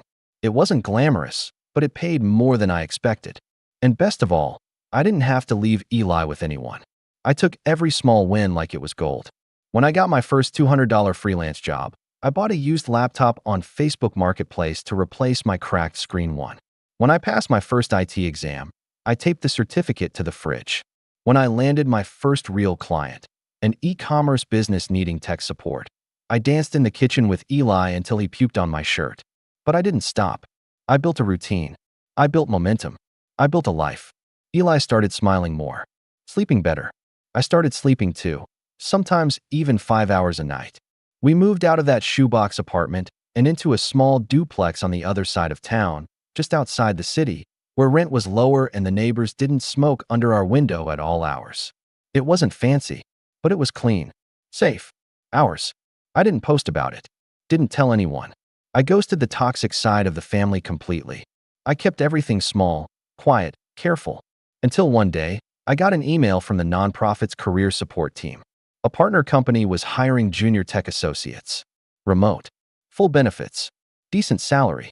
They were willing to overlook experience if I could pass their assessment. I took it while Eli was watching Bluey on the floor behind me. He fell asleep halfway through, So I finished the test with one foot gently rocking his bouncer. I passed. The job paid 3 times what I'd made at the gas station. I nearly dropped the phone when the recruiter told me.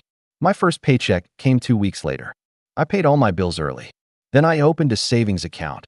A savings account. For the first time in years, I wasn't choosing between formula or rent. I was choosing which brand of diapers I liked more. And that's when I started to fight back. I didn't hire a lawyer at first. I couldn't afford a fancy one. But I found a family law clinic through the same nonprofit. They connected me with a pro bono attorney named Miriam, who had a stern voice and kind eyes, and didn't flinch once when I handed her the court petition. "They don't have a case," she said after reviewing the documents. "But that won't stop them from trying." She helped me gather everything: texts, emails, that Facebook post, even a written statement from Cheryl.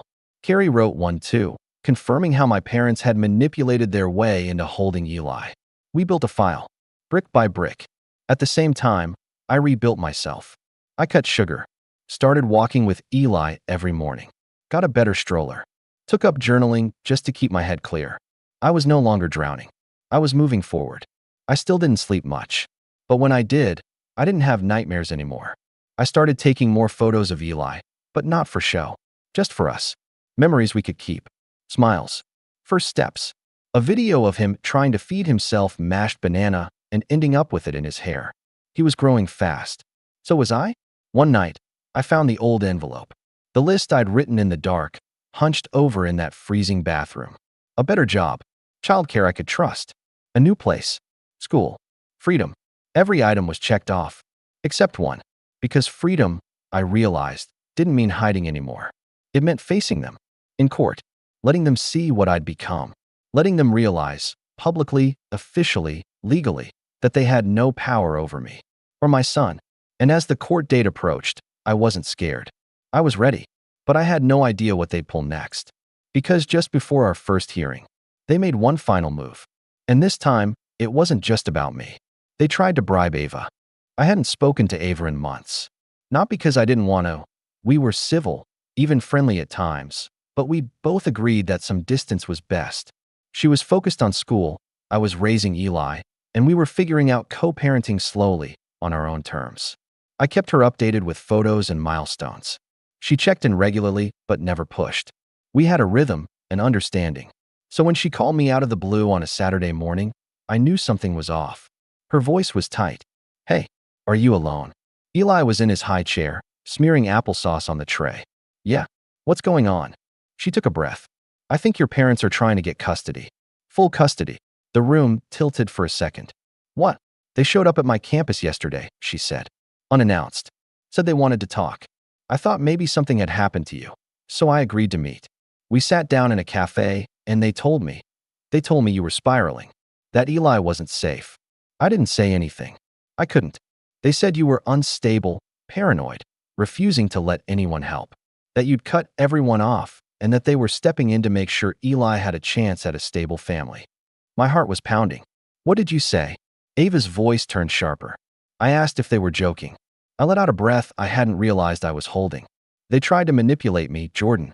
They said I was young, that I'd wasted enough time on you, and that if I agreed to sign over primary custody to them, just temporarily, they'd help pay for my tuition. Offered me 10 grand up front." I sat down slowly. "They offered you money?" "Yep. In a manila envelope. Cash. They said it was just to help me get through the semester while they stepped in as real guardians." I felt something rising in my throat. Rage, disbelief, nausea, but I swallowed it. They were calm. Cold. Like they'd done this kind of thing before. And the worst part. Ava paused. "They had documents. Legal-looking ones. They were going to try and get you declared an unfit parent." "Using what?" "Facebook posts and hearsay." They didn't say, but they acted like it was already in motion. Like I'd be a fool not to cooperate. I was quiet for a long time. Then I asked the only question that mattered. "Did you take the envelope?" "Of course not. I told them to leave. But I took a photo of it. I took photos of everything. And I recorded the conversation on my phone. They didn't know." I stared at the ceiling. Slowly, steadily, a strange sense of clarity settled over me. Not panic. Not even fury. Just focus. Because now I had something they couldn't bury. Proof. Real, tangible evidence of manipulation, coercion, and an attempted custody interference. Something any judge, any lawyer, would take seriously. I met with Miriam the next day. When I played the audio, her eyebrows lifted in quiet satisfaction. "Well," she said, sitting back in her chair, "this changes things." We updated our case file. Ava signed an affidavit detailing the incident and submitted her recording. Miriam added new language to our response brief, citing attempted bribery and malicious intent to undermine parental rights. "They tried to play a long game," she told me, "but they got greedy. That was their mistake."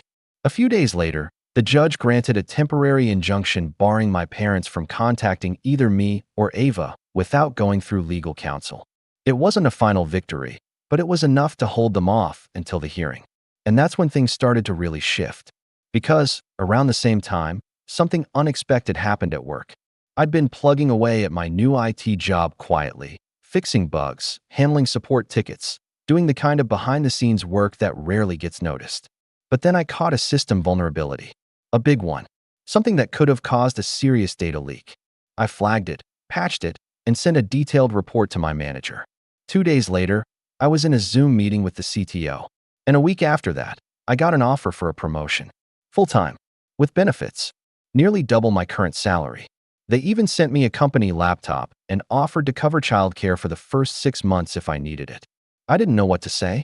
For the first time in my life, people were rewarding me for doing the right thing. And I wasn't going to waste it. I used the extra money to hire a private investigator. Miriam had mentioned that it wouldn't hurt to dig into Jason's claims. If we could discredit his testimony, or better yet, prove he'd lied under oath, we'd have a much stronger position in court. What the investigator found, it wasn't just helpful. It was gold. Jason had a record, not a criminal one, at least not formally, but a messy string of evictions, unpaid debts, and a restraining order filed by an ex-girlfriend just 2 years ago. The report detailed his history of unstable behavior, including angry outbursts and allegations of harassment. And better still, he was still living in my old room. On paper, he wasn't listed as a tenant. But there he was, living in the very room my parents had refused to give me back when I was struggling to raise Eli. Living rent-free. While telling a judge I was unstable, we gathered every piece of it. Screen captures, reports, timestamps, photos. We built a file so thick it barely fit in Miriam's binder. The final step? Public pressure. I didn't want to go nuclear, but I needed leverage. So I created a burner Facebook account and posted a simple, neutral message in the local parenting group. What would you do if your child's grandparents tried to file for custody behind your back, while offering cash bribes to the baby's mother and living with someone who has a history of harassment? I didn't name names, but people talked. The post got over 200 comments in 2 days. And wouldn't you know it, word got back to them. I know because my mom called Miriam's office and begged for a meeting. "We didn't mean for it to go this far," she said. "We just wanted to be involved in Eli's life." But Miriam's reply was as calm as it was final. "Then you shouldn't have tried to buy him." The court hearing was now just 2 weeks away. I was ready. They weren't. And they didn't know it yet.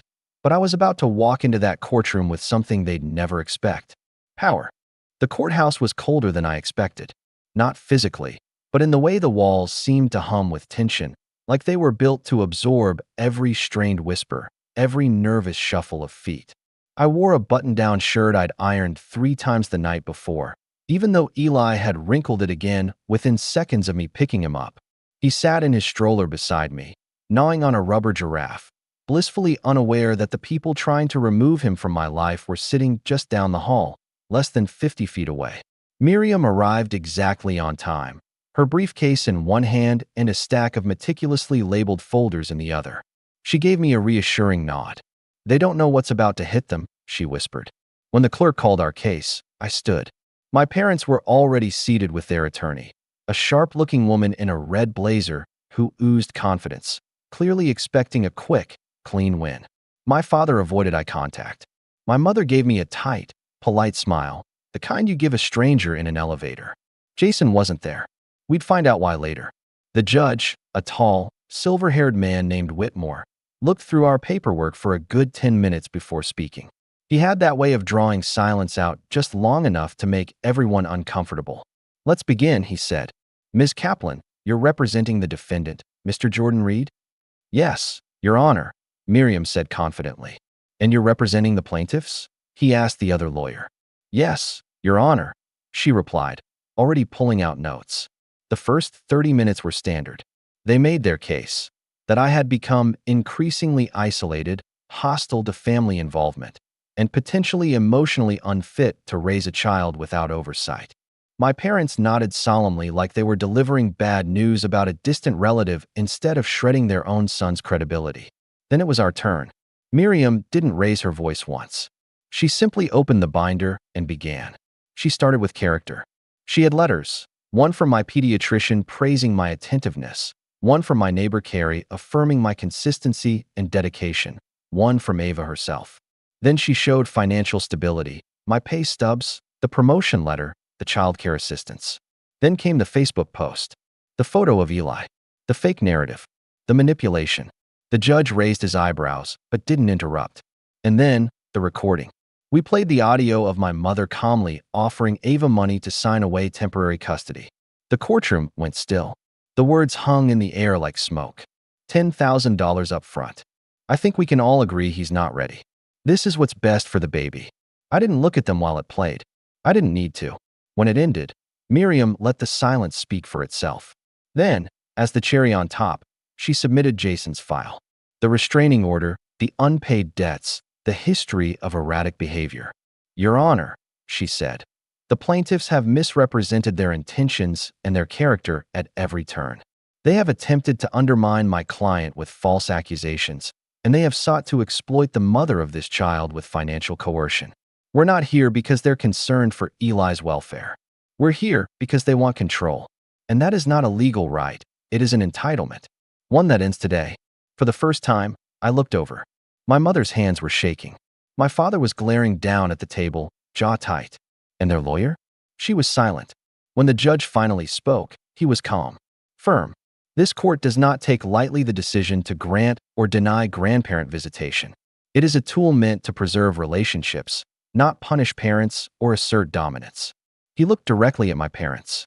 Based on the evidence presented, including the recorded attempt to circumvent parental rights, I find this petition not only inappropriate, but harmful in intent. He turned to me. Mr. Reed, full custody remains with you.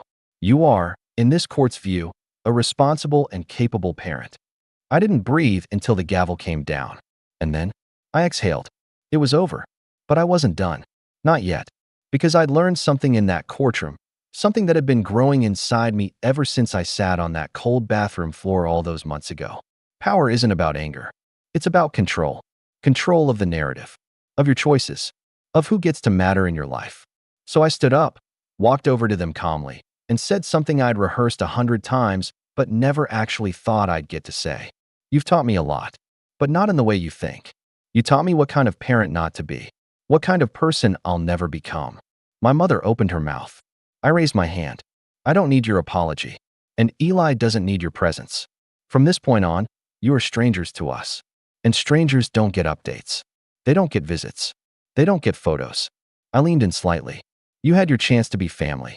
You used it to lie. Then I turned and walked away. They didn't follow. They didn't call.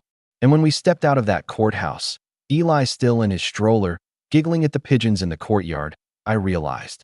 This wasn't just revenge. This was freedom. And it had never looked better. In the weeks after the hearing, the silence from my parents was deafening. Not a call. Not a text. No birthday card for Eli when he turned 1. No happy holidays message. Nothing. And that, in a way, was louder than anything they could have said. Because I knew what it meant. Their world was unraveling. And they were trying to pretend it wasn't. Jason, who had so confidently submitted his statement to the court, vanished. Word got around that he left town quietly, maybe to avoid being dragged into legal trouble of his own. I heard from Cheryl, who still talked to some extended family, that my parents were now deeply embarrassed and had told everyone that they'd withdrawn the case for the sake of peace. But no one was buying it, especially not after the local parenting group post made its rounds and people started piecing things together. Their reputations, especially in their tightly knit community and church circle, took a hit. Not because I went around dragging their names through the mud. I didn't need to. The truth just floated there in the open, unignorable. The kind, doting grandparents, had become a cautionary tale whispered between neighbors and friends over coffee and casseroles. It got worse for them, though, because after the case, Ava formally modified our custody agreement. She named me as Eli's sole legal guardian until further notice, with full decision-making authority. It was her way of protecting us both, not just from legal threats, but from manipulation. It meant that even if my parents tried something again in the future, they'd have to go through me, not her. Then I made one final move. I contacted my old landlord, the one who had ignored repairs, jacked up rent, and nearly evicted me when I couldn't keep up. I let him know, politely, that I was now in a financial position to take him to court for multiple lease violations from when Eli and I lived there. Unsafe conditions, lack of heating, pest problems. Things I had let slide when I was too tired to fight. It wasn't about the money. It was about the message. I'm not that same man anymore. I didn't recognize the version of myself from 6 months ago. That man was drowning, desperate, hanging on by a thread. But now I was steady, focused, capable. Not because I'd found some miracle, but because I'd built something, slowly, painfully, from the ruins. Eli started talking more. First with mumbled gibberish, then with real words. One morning, I was brushing my teeth and he toddled into the bathroom, arms raised, and said something that stopped me cold. Dada? Happy. I looked at him in the mirror, toothpaste halfway down my chin, and realized. I really was. One day, maybe I'll tell him the whole story. Maybe not.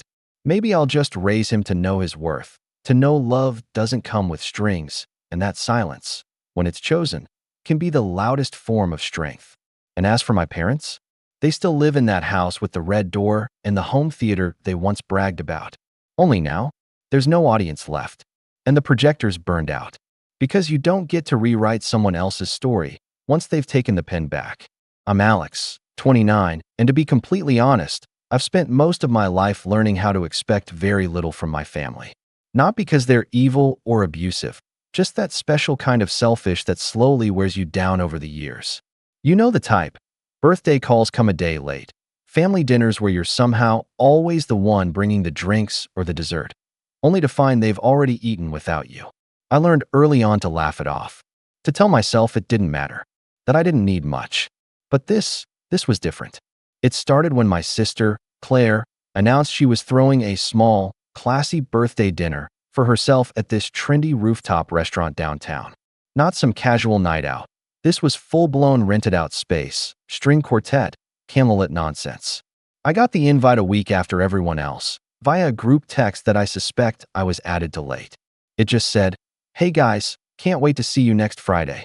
8 p.m. sharp, rooftop entrance." No details, no mention of food choices or dress code. But I knew better than to ask. Every time I tried to clarify something in that group chat, it felt like no one read my messages anyway. Like I was the background character in a family sitcom I didn't sign up for. Still, I showed up. I wore a blazer. I even bought Claire this designer candle set she'd been raving about on Instagram. It wasn't cheap, but I figured maybe this year would be different. Maybe she'd notice. Maybe someone would pull out a chair and say, "Hey Alex, we saved you a spot." Instead, Claire greeted me at the host stand with a surprised look on her face, like she didn't expect me to actually show up. "Oh, you came," she said, adjusting her clutch purse. She looked great, hair professionally curled, makeup flawless. She gave me one of those quick, 2-second hugs you give people at work. "So, we didn't count you when we ordered, but I'm sure they have extra napkins or something." I blinked. "Wait, you didn't count me?" Claire laughed like I was the one being difficult. "Well, I thought maybe you'd be working. Or not in town. You're so off-grid lately. It's just a fixed menu, don't make it a thing." Before I could even respond, her husband Kyle, who's the human equivalent of an iPhone terms and conditions page, stepped in with his usual passive-aggressive charm. "You should be grateful you're even here, man. There's barely enough space as it is." He clapped a hand on my back like we were buddies, then pointed toward this lonely stool tucked near the corner of the rooftop between a dying potted plant and a loud utility fan. It wasn't near the main table. It wasn't even an earshot of the music. I just walked over and sat down. No one offered me water. No one came to say hi. I could see them all clinking glasses, laughing at inside jokes I'd never been part of. Claire's best friend Brittany toasted her loudly, calling her the most generous, big-hearted woman I've ever met. which felt like a cosmic joke from the universe. Every so often, someone would glance over at me like I was a stranger who'd wandered in off the street. The waiter came around eventually and offered me some bread rolls. That was it. No salad, no entree, no wine. Just 3 cold rolls and a napkin. I smiled and nodded, too tired to make a fuss. I stared at my gift bag, still sitting unopened beside Claire's chair. I watched as she opened everyone else's presents: gold watches, silk robes, a personalized charcuterie board, and I waited. I honestly waited, thinking maybe she'd notice mine. Maybe she was saving it for last. She didn't even glance at it. At one point, the wind picked up and almost blew it over. Kyle caught it and slid it under the table like it was clutter. I didn't say a word. I just sat there, watching the skyline, trying to pretend the flickering candle on the ledge was more interesting than the way I felt like a ghost. Then the cake came out. 3 tiers, chocolate and raspberry with edible gold leaf. Everyone cheered as the lights dimmed, and the quartet played some acoustic pop song I didn't recognize. Claire blew out her candles dramatically. Kyle kissed her cheek, and people passed around plates like it was the climax of some Hallmark movie. The waiter made his way to my little corner and, to my surprise, set down a piece of cake in front of me. But right after that, he placed something else beside it. A bill. Itemized. $3,987. He cleared his throat.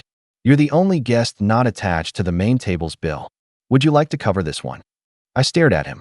At first, I thought it was a mistake, that maybe he'd confused me for some random guest. But no, my name was on the printout. And the listed items were exactly what Claire and the others had ordered. Premium entrees, imported wine, valet parking. Stuff I hadn't touched. Stuff I hadn't even seen.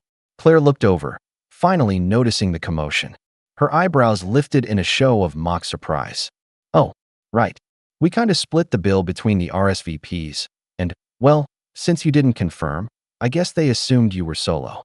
Her tone was almost bored. I stood up, slow and calm, the napkin still folded neatly on my lap. I looked at the waiter, then at Kyle, who was now suddenly very interested in the view behind me. And I said, loud enough for the entire table to hear, "I wasn't invited. Remember?" Then I turned to the waiter, pointed directly at Claire and Kyle's table, and added, "They host it. They'll handle it." The music didn't stop, but it felt like it did. Heads turned. Claire's face went from smug to sour in half a heartbeat. Kyle opened his mouth to say something, then closed it again. I left the cake untouched and walked out with my hands in my pockets. By the time I hit the street, my phone had already lit up with messages: Claire, Kyle, even my mom, all asking what my problem was, saying I embarrassed them, that I made a scene. I didn't answer. Instead, I got in my car and drove home, replaying the night in my head, every little insult that had built up over the years, every missed birthday, every last-minute cancellation, every time I was the afterthought. Because this time, I wasn't just going to eat in silence. And what I did next made sure they'd never forget it. I didn't sleep that night. I sat on my couch in the dark, the soft hum of the fridge in the background, and my mind replaying every second of that dinner like a broken tape. The stool, the napkin, the way Claire had smirked like I should feel lucky to be breathing the same rooftop air as her. But what stuck with me more than anything was Kyle's voice. "You should be grateful you're even here." That line echoed in my head like it was etched into bone. Grateful? For what? For being ignored? For being handed crumbs at my own sister's celebration? For being made into the designated outsider in a family I helped support for years? Because here's the part Claire and Kyle conveniently forgot. 2 years ago, when Kyle lost his job during that big round of tech layoffs, guess who helped them stay afloat? Who paid their rent for 3 months while they got back on their feet? Who loaned Claire money when their car broke down and they didn't want to dip into their wedding fund? Me. Quiet, reliable Alex. The guy with no drama, no demands. Just a steady paycheck and a bad habit of saying yes too often. And you know what? I never asked for it back. Never brought it up at holidays or made them feel guilty. I figured family helped each other. No scoreboard needed. But that night changed everything. I realized they didn't see me as family. They saw me as a resource. So I decided it was time to show them what it looked like when the resource ran dry. The next morning, I pulled out a folder from my filing cabinet. In it were signed agreements, digital receipts, bank transfers, all the quiet paperwork from the past few years. And sitting right on top was something Claire must have forgotten about entirely: a notarized co-signature from me on their condo's refinancing. They couldn't get approved a loan. Kyle's credit was a mess at the time, so I'd stepped in, naively thinking it was just a temporary favor. Turns out, when your name's on the mortgage and you're technically the primary co-signer, you have a little more leverage than most people realize. I didn't want to be cruel. I wasn't out for blood, but I was done being walked over. So I called my lawyer, explained the situation, asked what my options were. She paused for a moment and then said, "Do you want to walk away clean or make them notice?" I didn't even hesitate. Let's make them notice. That same afternoon, I logged into the bank portal and flagged the condo account for review, citing financial mismanagement and requesting a temporary hold on refinancing privileges. Then I called the HOA and let them know that any structural renovations done to the property without both owners' approval would be in violation of their charter.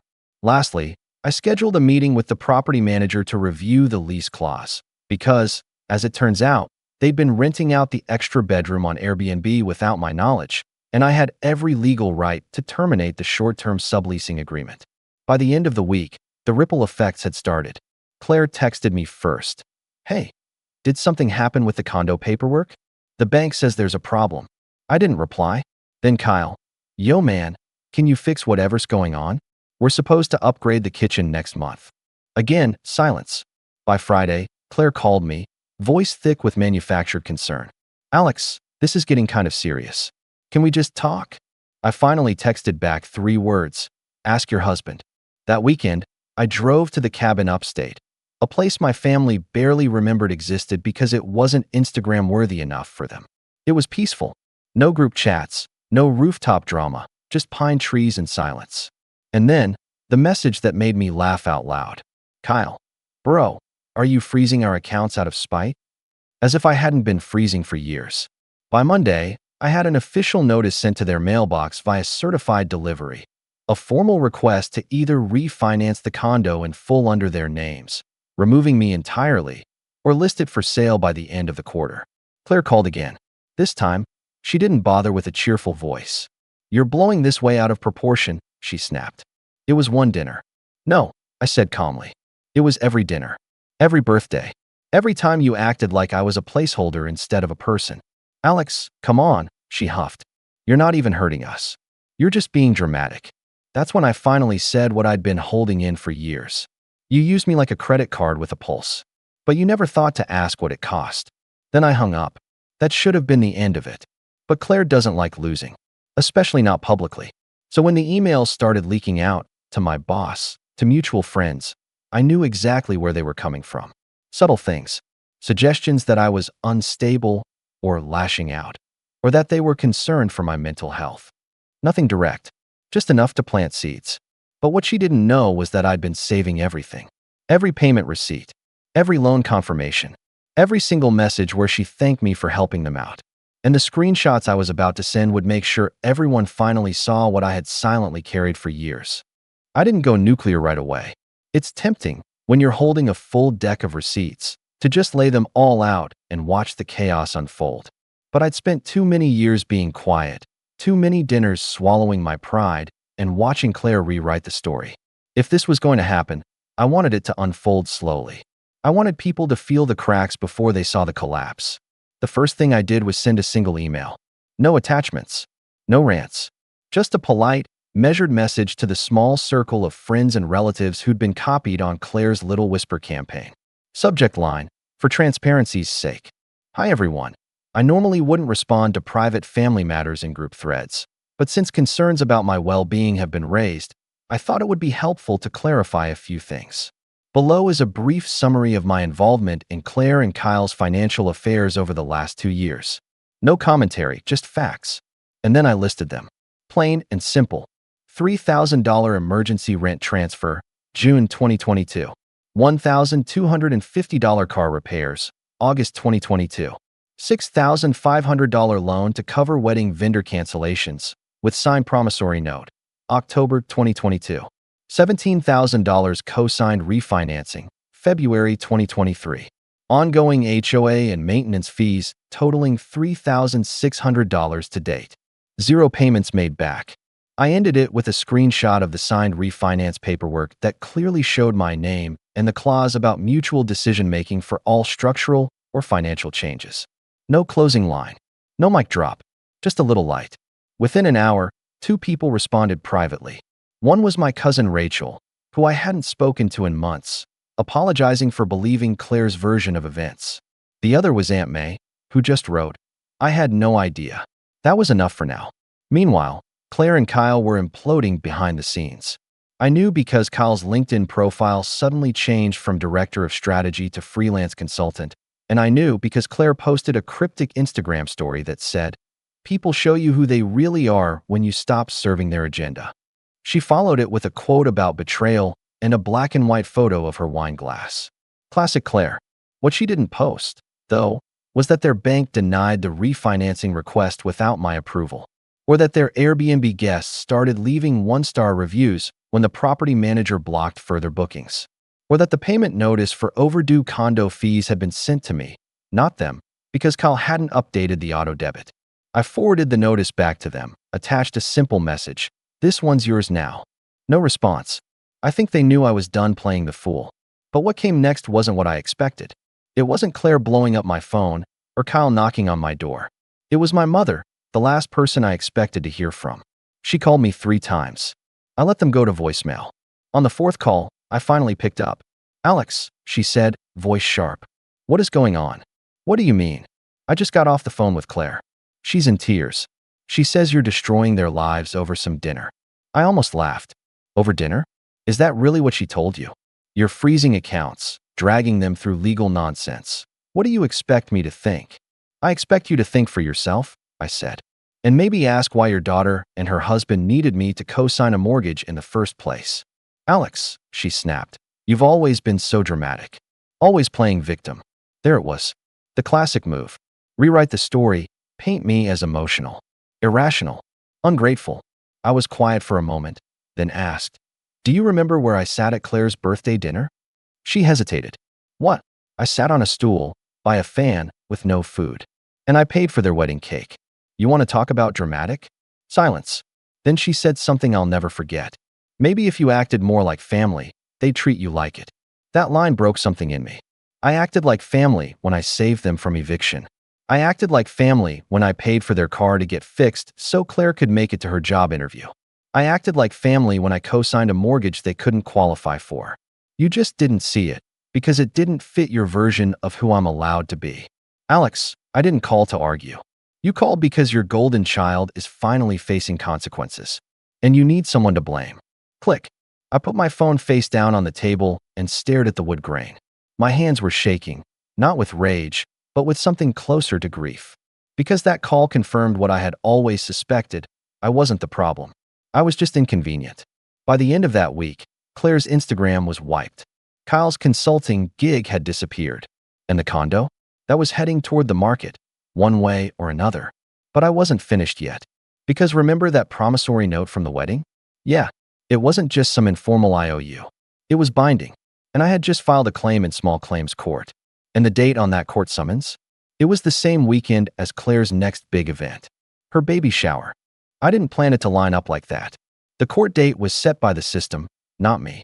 But when I saw the notice arrive in my inbox, stamped and dated for exactly the weekend Claire had spent months hyping up for her luxury boho baby shower extravaganza, I couldn't help but smirk. Claire had gone all out. A rented greenhouse venue, a petting zoo, because apparently llamas are on brand now, imported lavender mocktails, and some influencer-type photographer who specialized in ethereal maternity content. She had even posted a custom countdown on her socials. 17 days, 16, 15, and then on day 12, she got served. According to my cousin Rachel, who still had a foot in both camps, Claire opened the envelope in the middle of her mani-pedi appointment. She was sitting in a massage chair, sipping some detox water, when the process server tapped her on the shoulder and handed her the envelope with the claim from small claims court, $6, 500 plus interest, late fees, and legal expenses.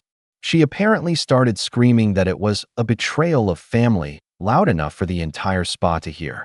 I almost wished I could have seen it. But I had no interest in theatrics. I just wanted closure. Not revenge. Not chaos. Just acknowledgement. Proof that I wasn't crazy, that I hadn't imagined the imbalance, the favoritism, the quiet erosion of respect over years and years. Still, part of me worried. Would she show up to court? Would she fight back? I half expected Kyle to march in with some half-baked legal argument or their mom to show up with a letter about how family shouldn't fight over money.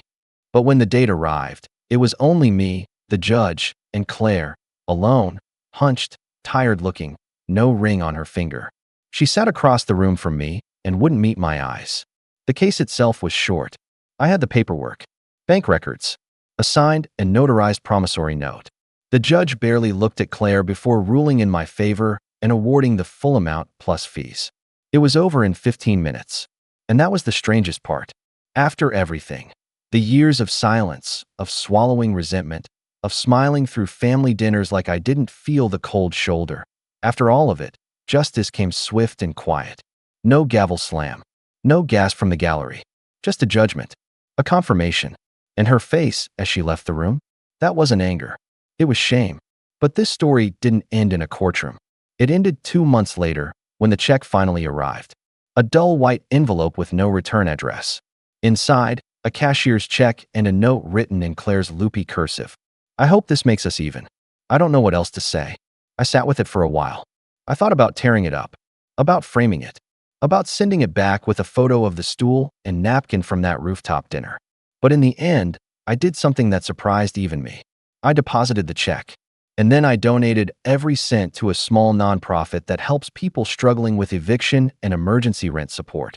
The exact thing I had once helped Claire and Kyle through. Then I sent her a photo of the donation receipt. No caption, no emojis, just facts. I never got a response. Since then, we've barely spoken. I didn't attend the baby shower. I wasn't invited to the gender reveal that apparently involved a rented swan boat and a drone. And when the baby came, I found out through Facebook. But I wasn't sad, because something unexpected happened in the months that followed. My phone stopped buzzing with requests. No last-minute calls asking for help moving, or wiring cash, or covering a forgotten bill. The silence, for once, wasn't lonely. It was peaceful, and slowly, without all the weight I'd carried, I started to feel lighter. I reconnected with old friends. I took a long-overdue trip overseas.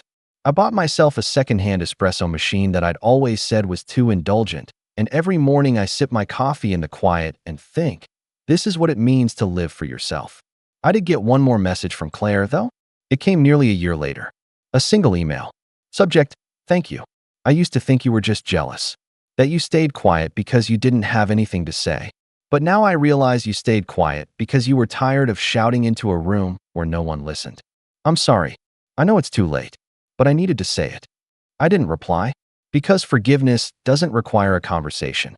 Sometimes, it just requires a boundary. And finally, I'd built mine. Brick by brick, reinforced with silence and dignity. No drama. No revenge posts. No shouting matches or burned bridges. Just a firm line between who I was back then and who I had become. And on this side of the line, there's no stool in the corner. There's a seat at my own table. One I built myself. And that's worth more than anything they ever forgot to give me.